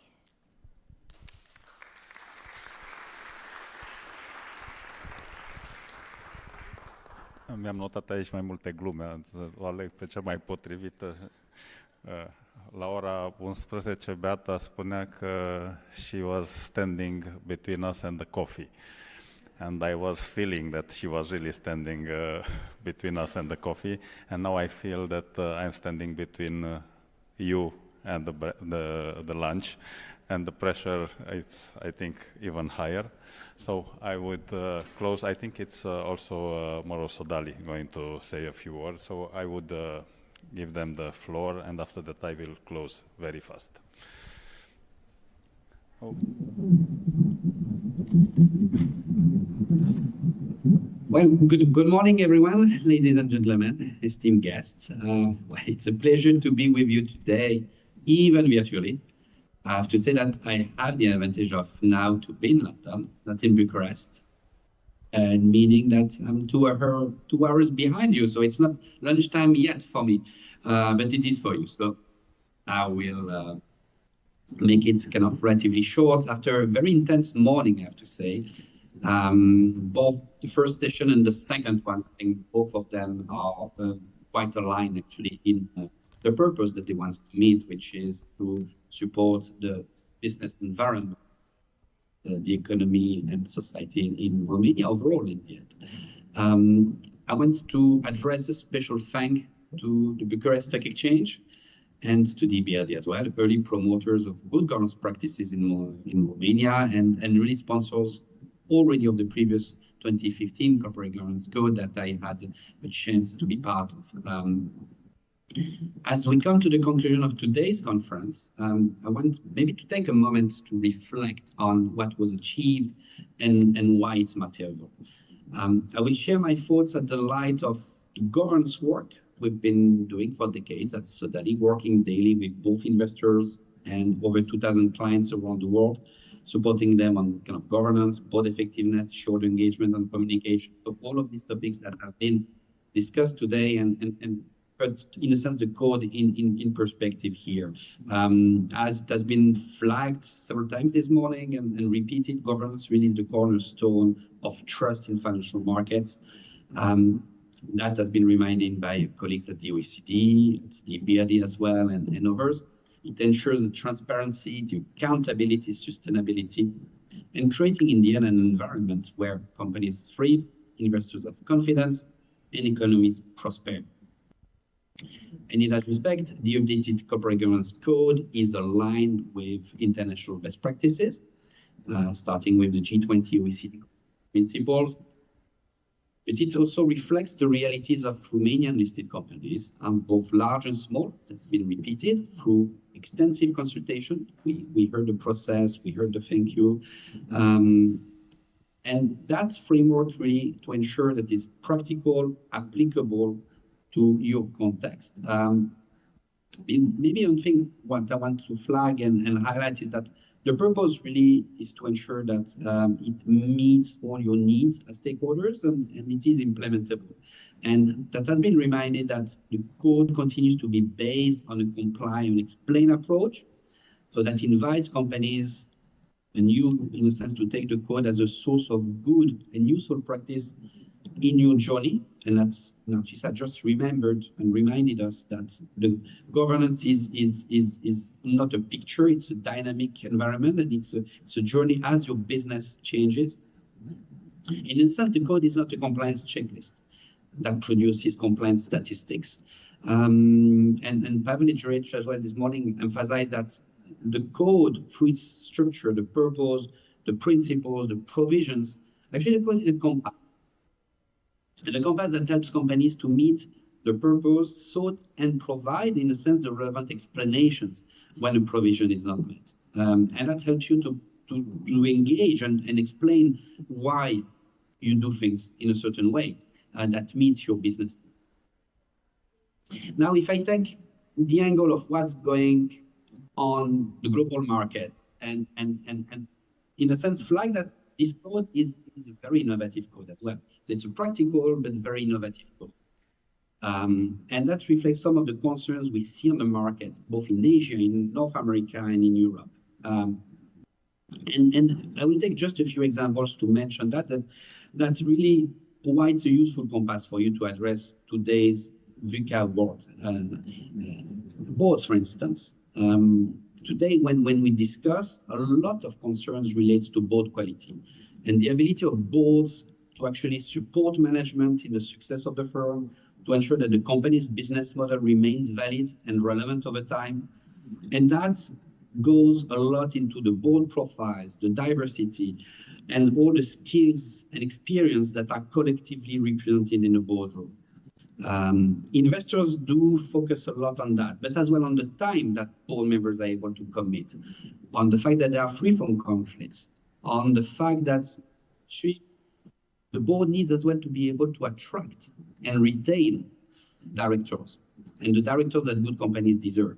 Mr. Tutianu earlier mentioned that it's as well a challenge for state-owned enterprises to be able to compensate, to attract the right directors. I think the code addresses these topics. The code also addresses an aspect that relates to executive performance. If we take the wave of CEO turnovers the last 24 months, that is that is as well illustrative of how boards and actually companies need to zero in on the quality of the executive team. And in many continents and countries, when we discuss with boards, there is actually an important concern on the management of the talent and the talent able to deliver on strategy and to ensure the competitive positioning of actually the business of the firm. That was actually discussed as well earlier in this morning in the first part on talent and education. The other parts remain kind of addresses aspects that relates to risk and internal controls. I will be very rapid on that, but true that in a post-COVID and VUCA world, now the ability of businesses to address the changing landscape, address the risks and opportunities that this change kind of landscape provides, is very important. And I like the fact that there is an emphasis both on the risk and on the opportunities. And the risk appetite discussions today as well are very important in boardrooms, and as well it's an important aspect that shareholders do look at. So because risk appetite is connected to strategy and is connected to decisions that impact capital allocation, and they want to see these aspects. And when we speak about capital allocation and future, it's impossible not to mention aspect that goes to resilience and responsible business. And here, again, the code is innovative on the aspect that reflects sustainability. It does indeed addresses the double materiality approach, and it says, but Romania as well in line with what kind of EU framework and CSRD and other EU directive addresses. But here, and we do a lot of board sessions in Europe with very large listed companies and smaller companies as well on around the CSRD, adapting the board in sustainability. One thing that struck me is that they all consider sustainability, addressing the stakeholders, the material risks and opportunity, as actually a very good opportunity to reflect on their own business model, how they create value, how and where they sit in the value chain. And here, sustainability and risks and opportunities actually inform strategy and the capital allocation that we mentioned earlier. And that is still what investors are very eager to understand, and they still engage a lot with companies on that aspect. So the strategic aspect of sustainability, what Pavle mentioned as well earlier, is fundamental. And last but not least, I like very much the fact that it illustrates how innovative the code is and how it reflects the current business practices. You're the second code in the world that addresses the importance of technology and of artificial intelligence. The other one is very recently revised codes in Portugal. So you are on the forefront of these matters.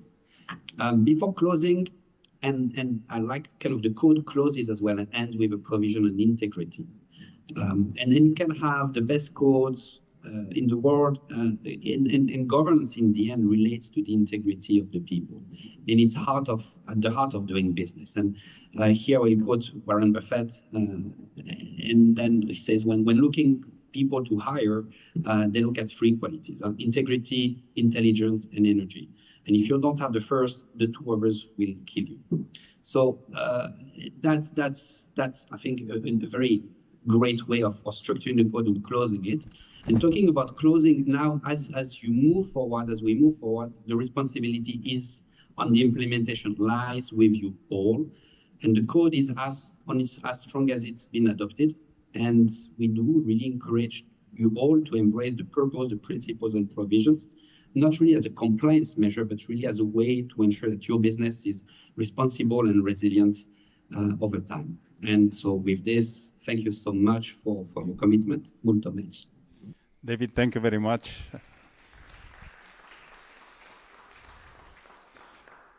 And closing, thank you very much for all the support, Victoria, the team, Pavle, Mihaela, all the other involved issuers. Adriana, you called our colleagues targets. Take it easy, you are not targets, you are our partners.